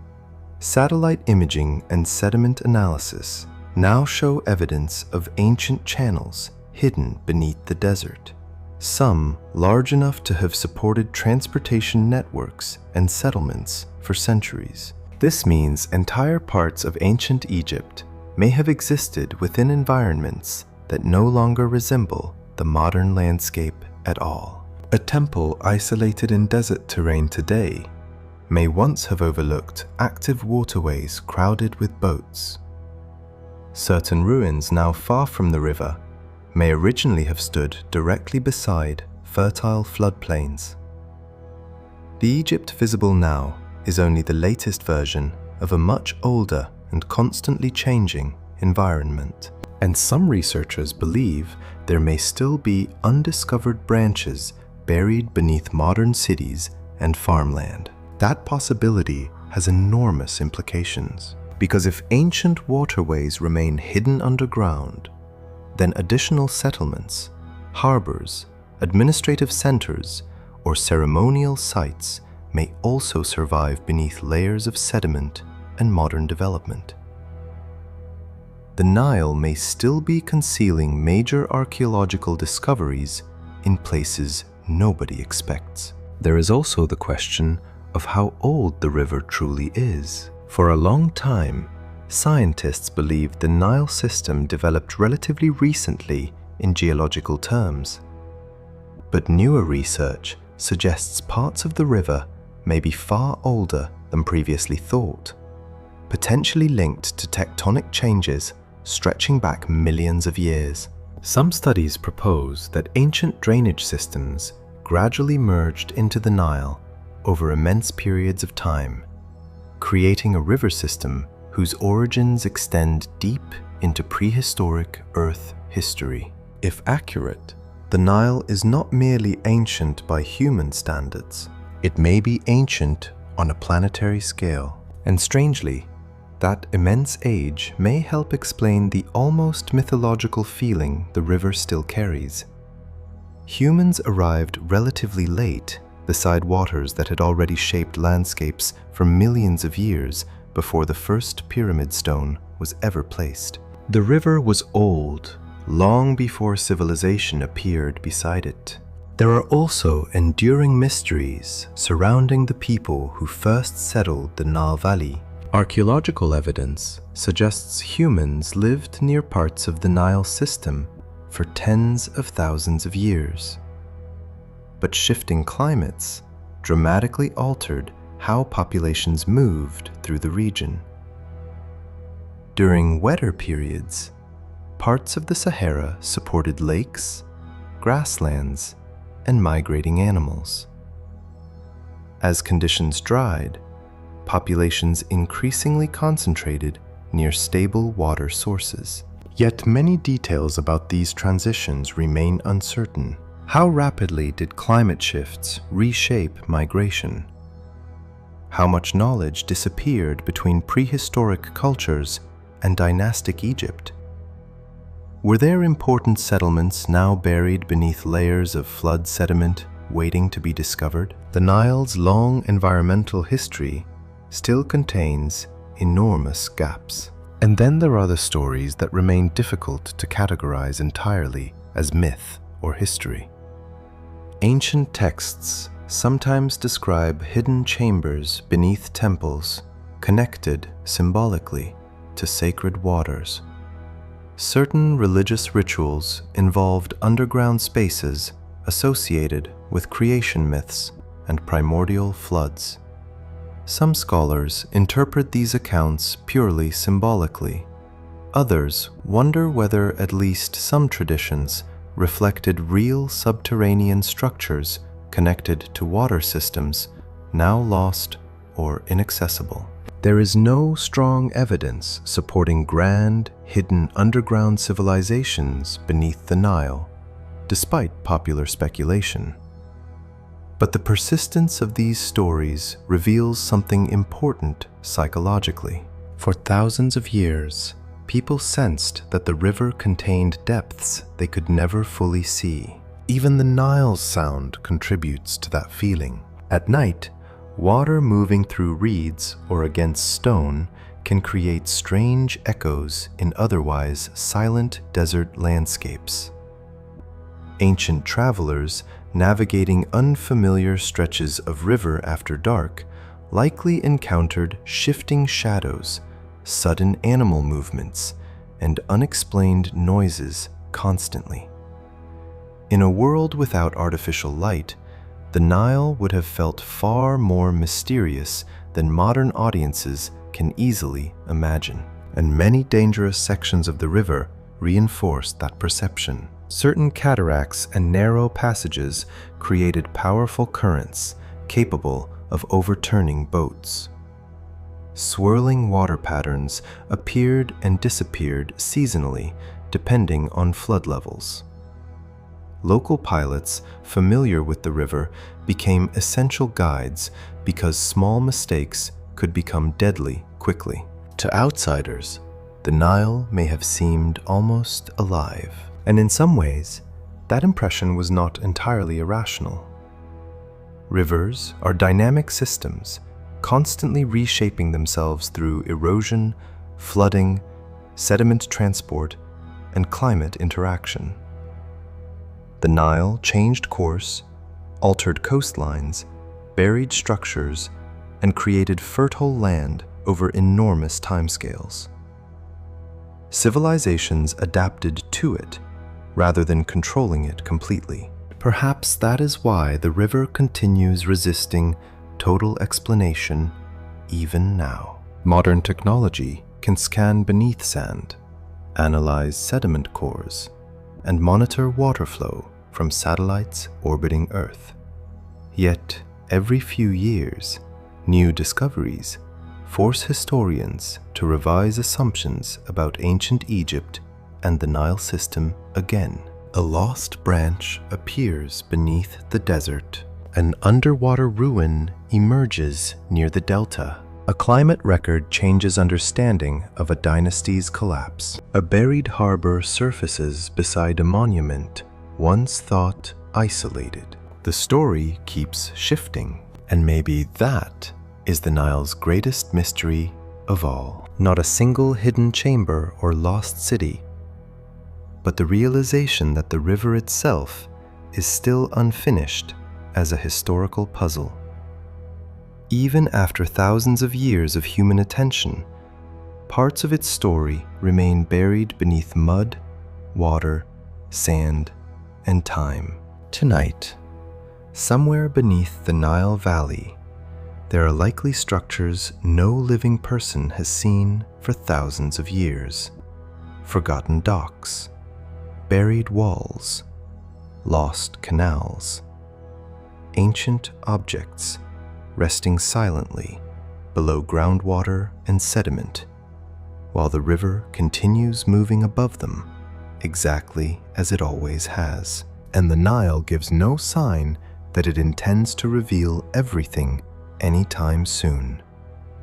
By the time Greek ships began appearing regularly along the Egyptian coast, the Nile was already ancient beyond imagination. Empires had risen and disappeared beside its waters long before Alexander the Great was born. Pyramids standing near Giza were already over 2,000 years old when Greek travelers first stared at them in disbelief. The river had watched dynasties collapse, temples rise, deserts shift, and cities vanish beneath mud and sand. And yet the Nile was about to enter another transformation entirely. Because once the Greek world connected itself to Egypt, the river stopped being only the center of an ancient kingdom. It became part of something much larger, a crossroads linking Africa, the Mediterranean, the Middle East, and eventually the Islamic world into one enormous network of trade, politics, and knowledge. The Nile did not change its direction, but the civilizations surrounding it did. When Alexander the Great entered Egypt in 332 BCE, he encountered a land unlike anything in the Greek world. Egypt was older, wealthier, and more organized than many regions the Macedonian armies had conquered previously. The Nile Valley supported dense populations through agricultural systems refined over thousands of years. Grain storage, river transport, and centralized administration gave Egypt enormous strategic value. Alexander understood this immediately. Near the Mediterranean coast, west of the Nile Delta, he founded the city of Alexandria. At first glance, the location seemed unusual. Why establish a city beside the sea instead of farther inland near older Egyptian centers? But Alexandria was positioned perfectly. It connected the Nile to the Mediterranean world. Goods flowing downriver from deep within Egypt could move outward across the sea toward Greece, Asia Minor, and beyond. At the same time, ideas, languages, religions, and political influence traveled back toward the Nile Valley. The city became a gateway between worlds. And within a surprisingly short time, Alexandria transformed into one of the greatest cities on Earth. Ancient descriptions speak of broad avenues, enormous harbors, crowded markets, palaces, temples, and the famous Lighthouse of Alexandria towering above the coastline. The Pharaohs lighthouse became so legendary that its name eventually turned into the root of the modern word Pharaohs, used for lighthouses in several languages. Ships arriving at Alexandria entered a city fueled by the Nile. Grain moved constantly through the harbor systems. Papyrus traveled outward across the Mediterranean. Luxury goods from Africa and Arabia passed through Egyptian trade routes. Scholars gathered from multiple cultures, Greek rulers adopted Egyptian symbolism, while Egyptian traditions absorbed Greek influence in return. The river became part of a cosmopolitan world unlike anything seen during the age of the early pharaohs. And perhaps nowhere was that fusion more visible than inside the Library of Alexandria. Although much about the library remains uncertain and partly legendary, ancient sources suggest it attempted something astonishing for its time, gathering knowledge from across the known world into one place.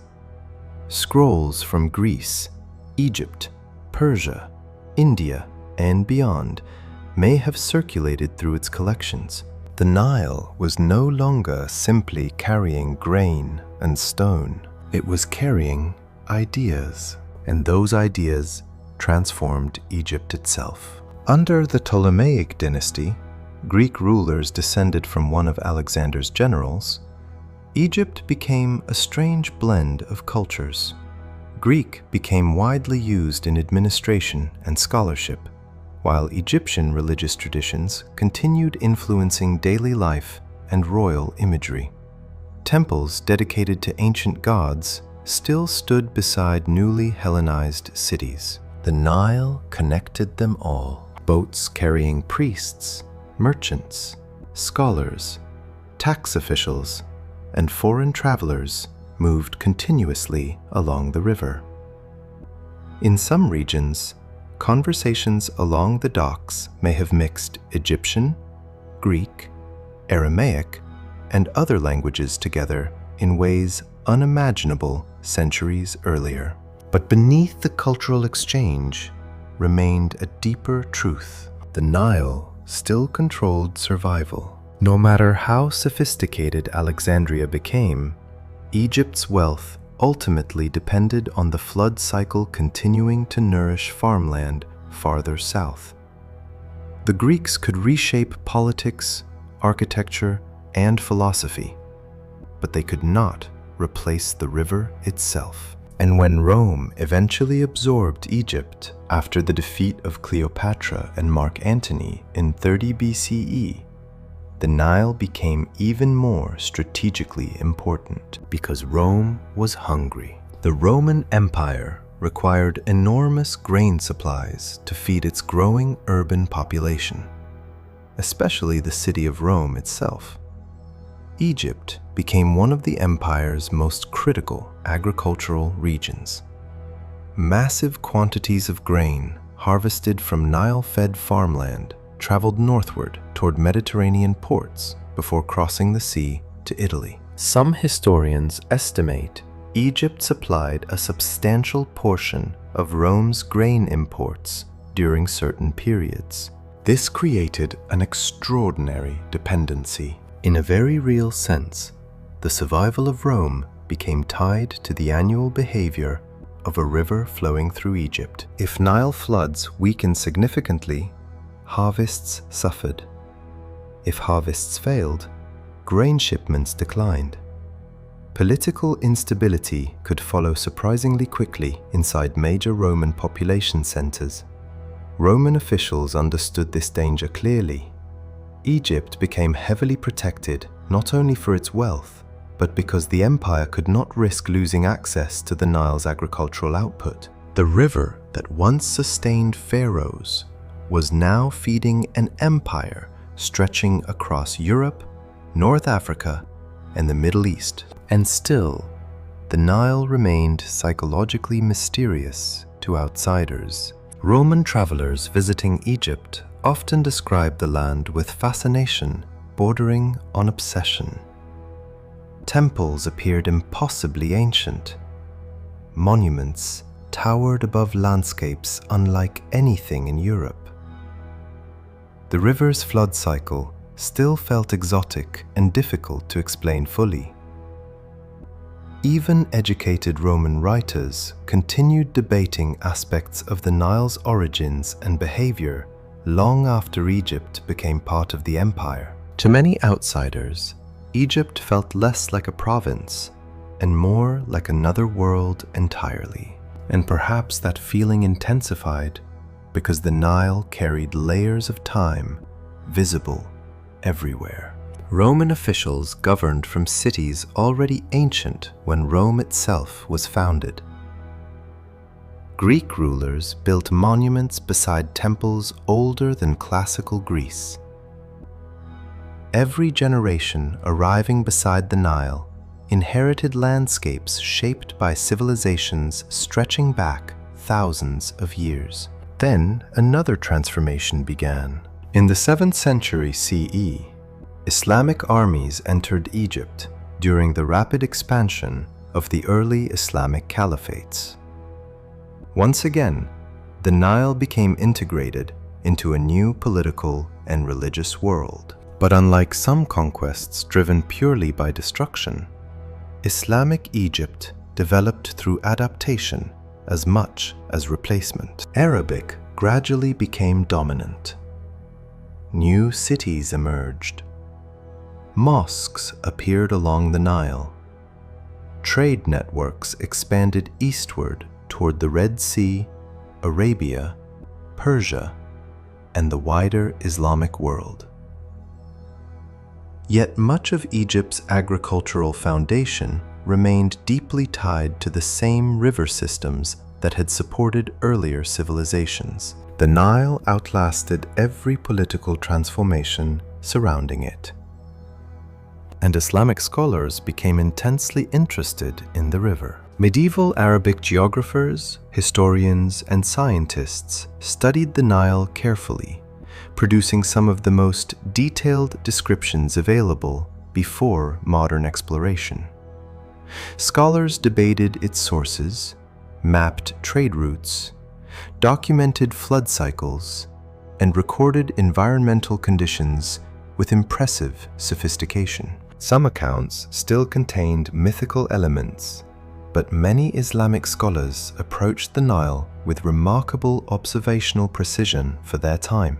And Cairo itself rose beside the river into one of the great cities of the medieval world. By the Middle Ages, Cairo had become a center of commerce, religion, scholarship, and political power linked directly to the Nile system. Markets overflowed with goods arriving from Africa, Asia, and the Mediterranean.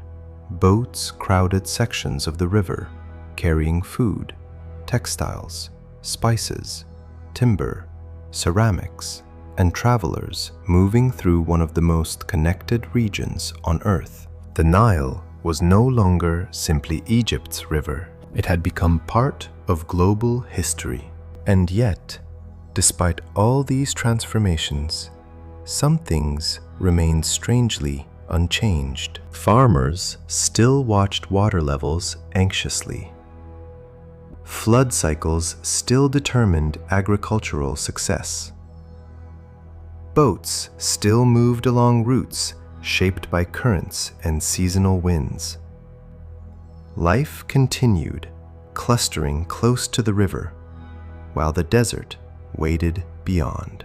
Empires changed faster than the Nile itself. At night, this continuity becomes easier to feel. Imagine standing beside the river during the Roman era, while grain ships drift northward beneath torchlight toward Alexandria.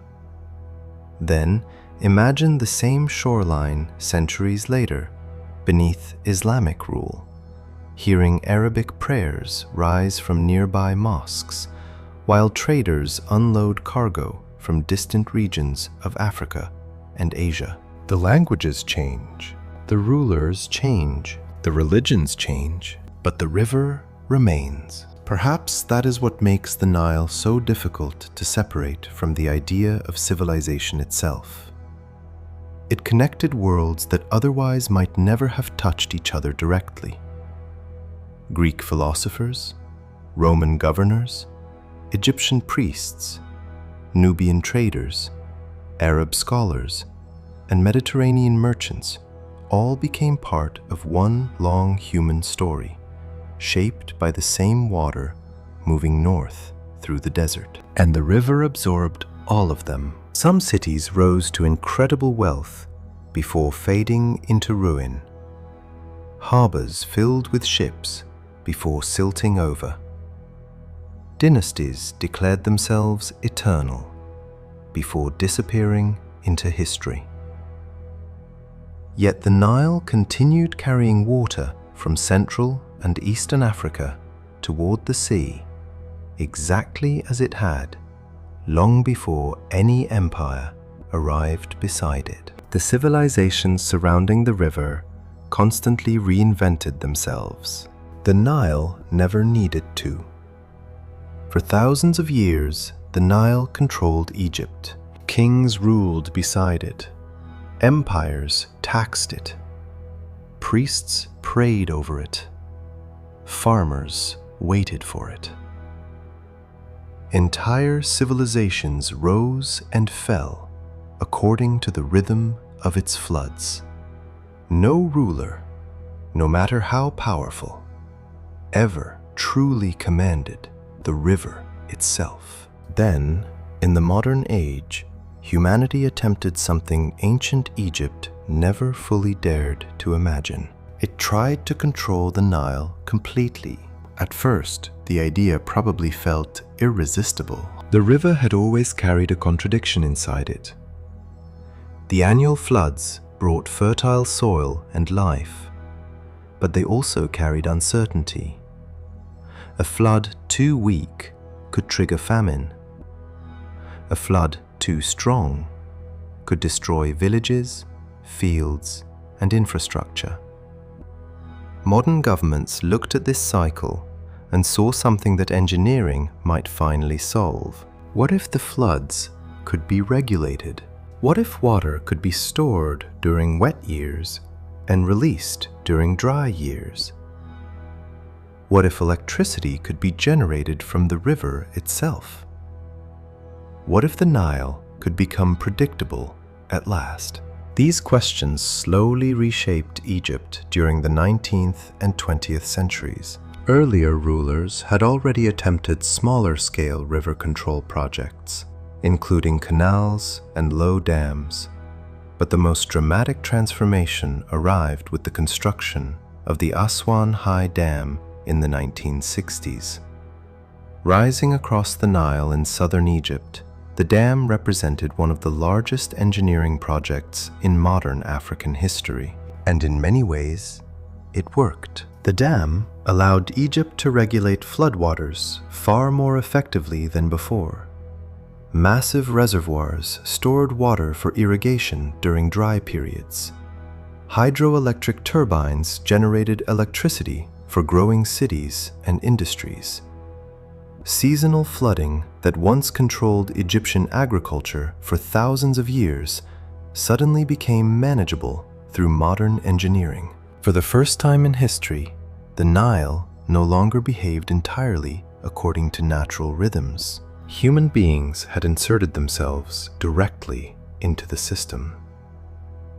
But controlling rivers always creates consequences that are difficult to predict fully. Because rivers are not simple pipelines carrying water from one place to another. They are living environmental systems connected to climate, soil, ecosystems, migration patterns, and human communities across enormous distances. And when the Nile changed, Egypt changed with it. One of the first major transformations involved something ancient Egyptians once depended on completely: silt. For thousands of years, the annual floods carried nutrient-rich sediment from the Ethiopian highlands northward into Egypt. This black silt renewed farmland naturally, helping maintain agricultural fertility generation after generation. The Aswan High Dam interrupted that process. Much of the sediment now settles inside Lake Nasser, the massive reservoir created behind the dam. Farmers downstream increasingly relied on artificial fertilizers because the natural renewal cycle weakened dramatically. In solving one ancient problem, modern Egypt created another. and the environmental effects spread outward in ways few people initially expected. Sections of the Nile Delta began experiencing increased coastal erosion because less sediment reached the Mediterranean shoreline. Fish populations shifted in response to ecological changes.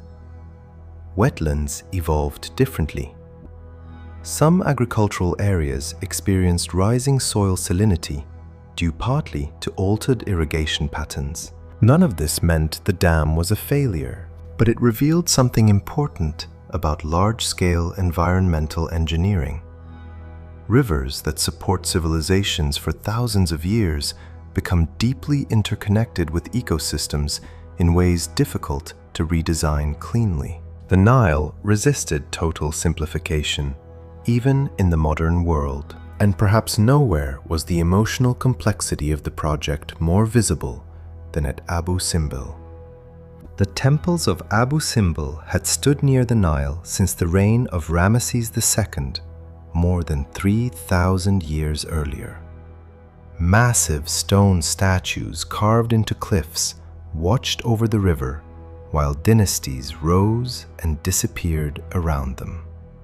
Then, the construction of the dam threatened to drown the entire site beneath the expanding waters of Lake Nasser. What happened next became one of the most extraordinary archaeological rescue operations in history. International teams cut the temples into enormous sections, moved them piece by piece to higher ground, and reconstructed them above the future waterline. The process preserved the monuments, but it also created an almost surreal image: humanity physically relocating ancient temples to save them from a river transformed by modern engineering. There is something symbolic about that moment. Ancient Egypt once organized itself around adapting to the Nile. Modern Egypt had begun reorganizing the Nile around itself. But complete control remained an illusion, because even after dams, canals, and hydrological planning, the river still depended on rainfall patterns, stretching across multiple nations and climates. Most of the Nile's water originates outside Egypt itself, especially through systems connected to Ethiopia, Equatorial Africa, and seasonal monsoon cycles. That reality turned water into geopolitics. As populations expanded across northeastern Africa during the 20th and 21st centuries, competition over Nile water intensified. Countries upstream increasingly sought greater access to the river for agriculture, electricity, and development. Egypt, historically dependent on the Nile almost completely, viewed major upstream projects with growing concern. The river that once connected civilizations now also carried political tension across borders. And climate change introduced another layer of uncertainty. Scientists continue debating exactly how future climate patterns may reshape the Nile basin. But many models suggest increasing instability in rainfall systems across parts of Africa. Some regions may experience stronger floods. Others could face longer drought cycles. Population growth adds additional pressure to already stressed water systems. In a strange way, modern technology has not removed uncertainty from the Nile. It has changed the form uncertainty takes. Ancient Egyptians feared weak floods because they threatened crops directly.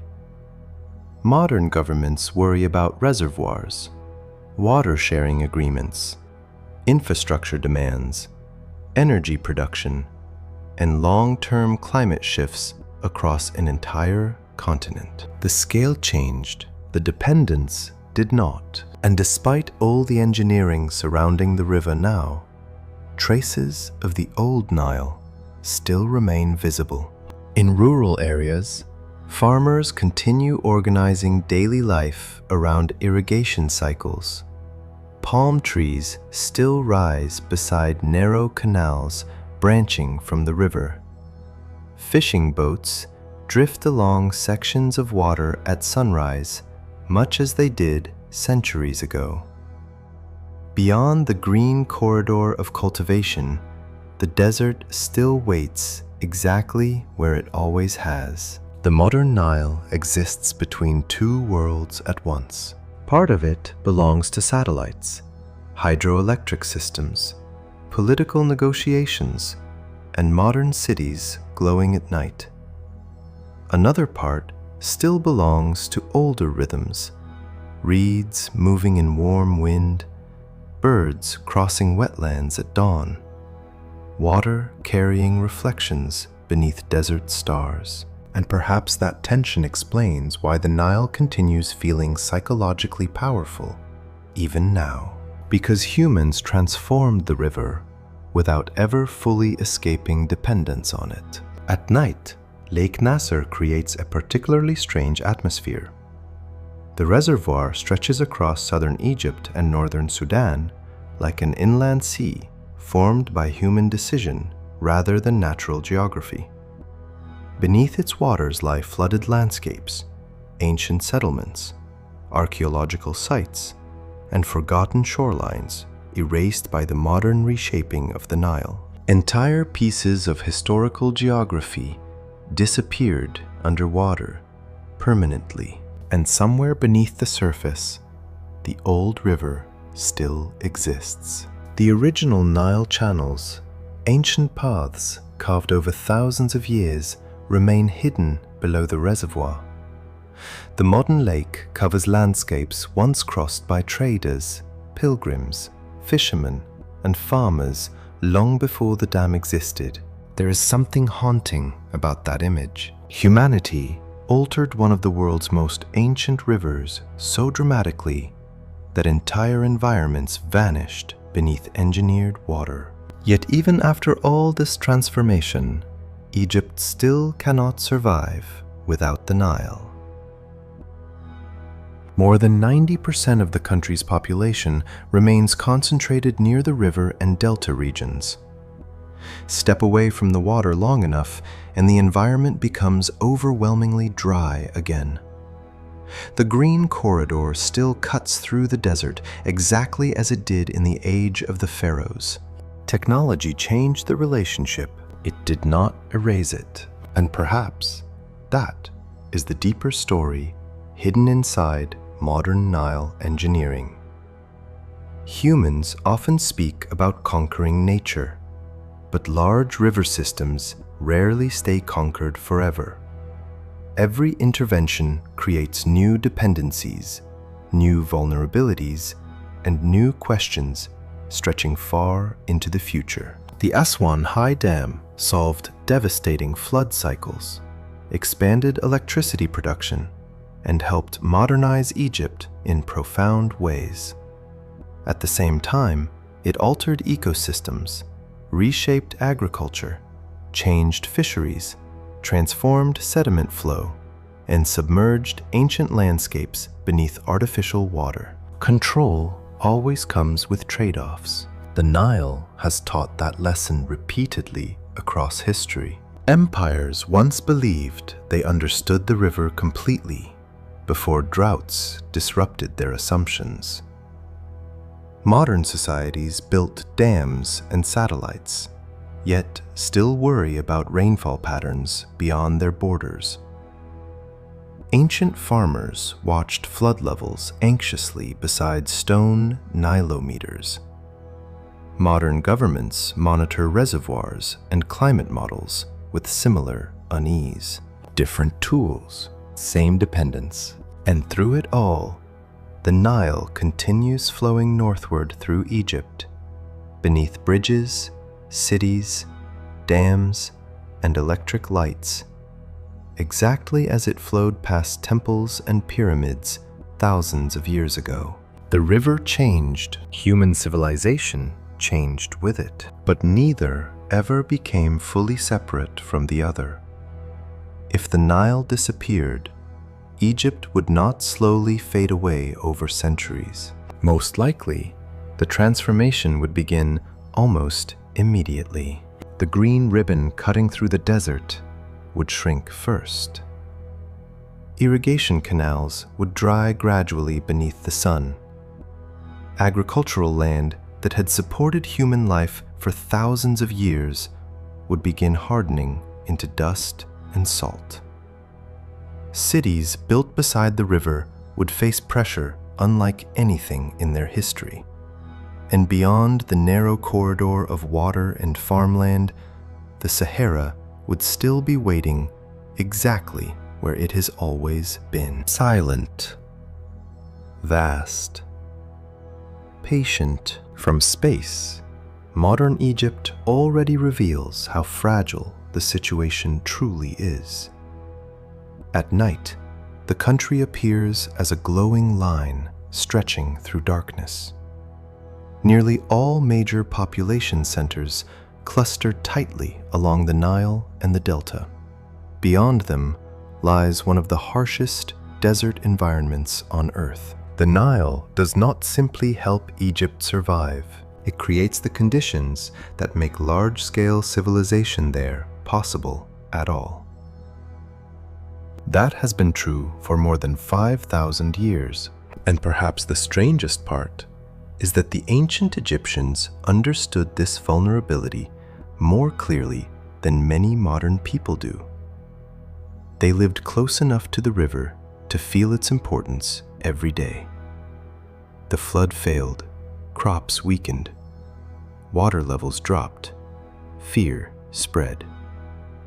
The connection between survival and the Nile remained visible. Modern infrastructure hides some of that dependence, but it has never disappeared. More than 100 million people now rely on the Nile system, directly or indirectly. Drinking water, farming, transportation, electricity generation, industry, and food production all remain deeply tied to the river. Even with modern engineering, Egypt still depends on a narrow environmental corridor crossing an overwhelmingly dry region, which raises an unsettling question. What would actually happen if the Nile stopped flowing the way it does now?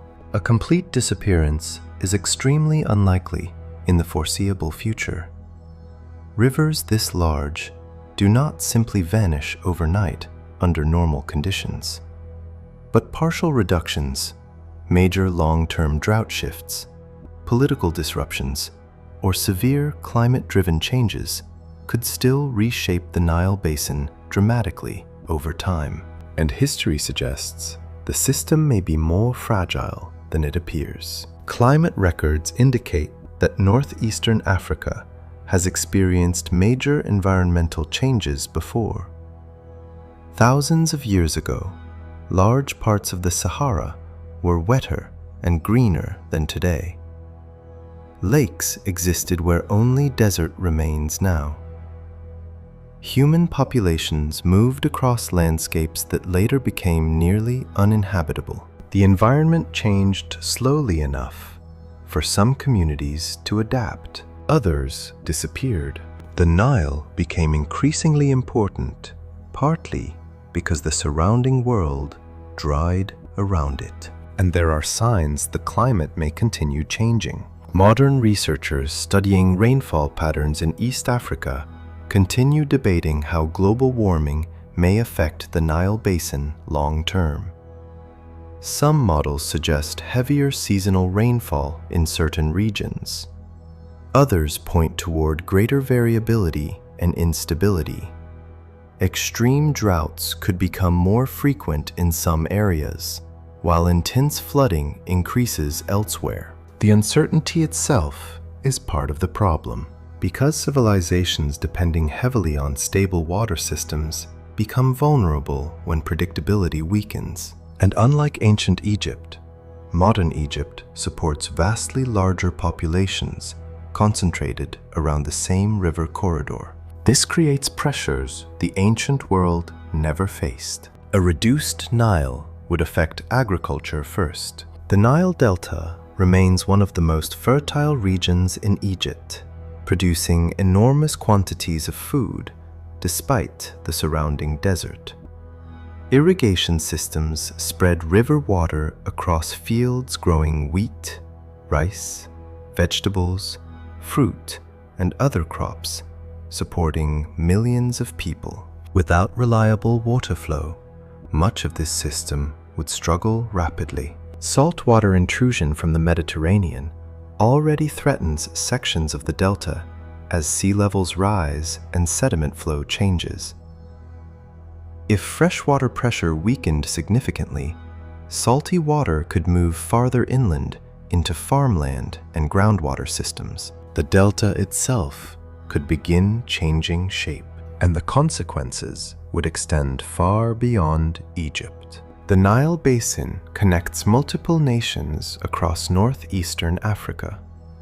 Ethiopia, Sudan, South Sudan, Uganda, and several other countries rely on the river system in different ways. Population growth across the region increases demand continuously for irrigation, energy, and drinking water. This creates one of the most important geopolitical realities of the modern Nile. No single country fully controls the river. Rain falling in Ethiopian highlands affects farmers in Egypt. Infrastructure projects upstream influence downstream water availability. Climate shifts in Central Africa can alter conditions hundreds or even thousands of miles away. The Nile is not merely a river flowing through Egypt. It is a continental system connecting multiple futures together. And perhaps that interconnectedness explains why ancient fears surrounding the Nile still feel strangely relevant now. Ancient Egyptians worried about weak floods because they understood survival depended on distant environmental forces beyond their control. Modern governments monitor satellite data, reservoirs, and climate models with the same underlying anxiety. Different technology, same dependence. There is also another layer to this story that often goes unnoticed. If the Nile weakened severely, Egypt's ancient monuments would remain behind as reminders of what the river once made possible. The pyramids would still stand above the plateau. Temples at Luxor and Karnak would still rise beside the valley. Tombs carved into cliffs would remain hidden beneath desert hills, but the living civilization surrounding them would change dramatically. In a strange way, the monuments themselves already contain evidence of this vulnerability. Ancient inscriptions occasionally describe famines, droughts, and years of poor flooding severe enough to destabilize parts of Egyptian society. The Nile gave continuity, but it never guaranteed permanence. No civilization beside the river was ever truly invincible, and perhaps the desert understood that better than humans did. The Sahara never disappeared. It simply waited beyond the edges of cultivation while generations built cities along the water. If irrigation stopped long enough, desert conditions would begin reclaiming parts of the valley surprisingly quickly. There are places in Egypt where abandoned farmland already shows this process. Without constant irrigation and maintenance, dry soil hardens beneath intense heat, vegetation weakens, wind begins reshaping the land again. The boundary between fertile ground and desert is thinner than it appears. At night, this reality feels especially visible from the air. Modern satellite images of Egypt, glowing beside the Nile, resemble a narrow strand of life surrounded by darkness. It almost looks temporary, like a fragile line suspended against the vastness of northern Africa. And yet, humanity has maintained that line for thousands of years. That persistence matters too. The story of the Nile is not only about vulnerability, it is also about adaptation. Ancient Egyptians developed flood management systems, irrigation networks, and agricultural cycles capable of supporting civilization for millennia. Later societies expanded canals, reorganized trade routes, and engineered dams to stabilize water access further. Human beings repeatedly reshaped themselves around the river. Even now, new technologies continue emerging. Desalination projects, water recycling systems, climate forecasting, and regional agreements may help reduce future risks. Scientists monitor environmental changes more closely than ever before. Engineers search for ways to balance agriculture, energy production, and ecological stability across the Nile basin. The future is not predetermined, but the river still sets limits, and perhaps that is what makes the Nile feel timeless in a deeper sense. It reminds humanity that civilization ultimately depends on environmental systems larger than any empire, government, or technology. People can redirect water, build dams, predict rainfall, and negotiate treaties, but no society fully escapes dependence on climate, geography, and ecological balance. The ancient Egyptians expressed this reality through religion and mythology.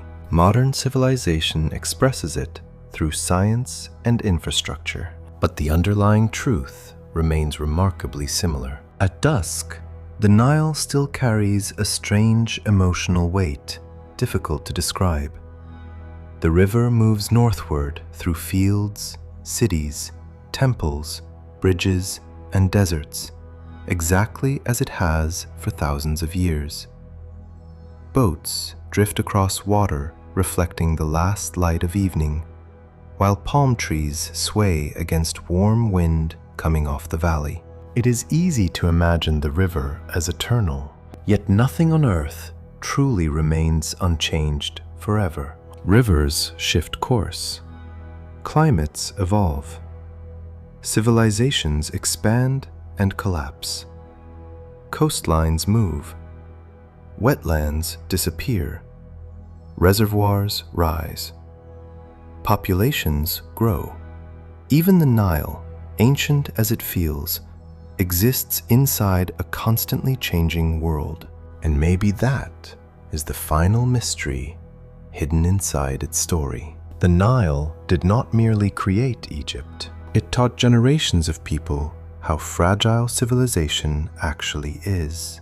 Because beneath every temple, every city, every harvest, and every empire beside the river existed the same quiet dependency. Water continuing to arrive from distant lands beyond the horizon. For thousands of years, it did. Tomorrow, most likely, it still will. But the entire history of the Nile suggests something ancient Egyptians already understood long ago. Humanity survives beside the river only for as long as the river itself allows it. Thanks for spending this time with me tonight on Sleepy Secrets. If you enjoyed this journey through the Nile, don't forget to subscribe and leave a comment telling me where you're watching from. And if there's another mystery or relaxing topic you'd like me to explore next, let me know below. Wishing you a peaceful night, good luck, and sweet dreams.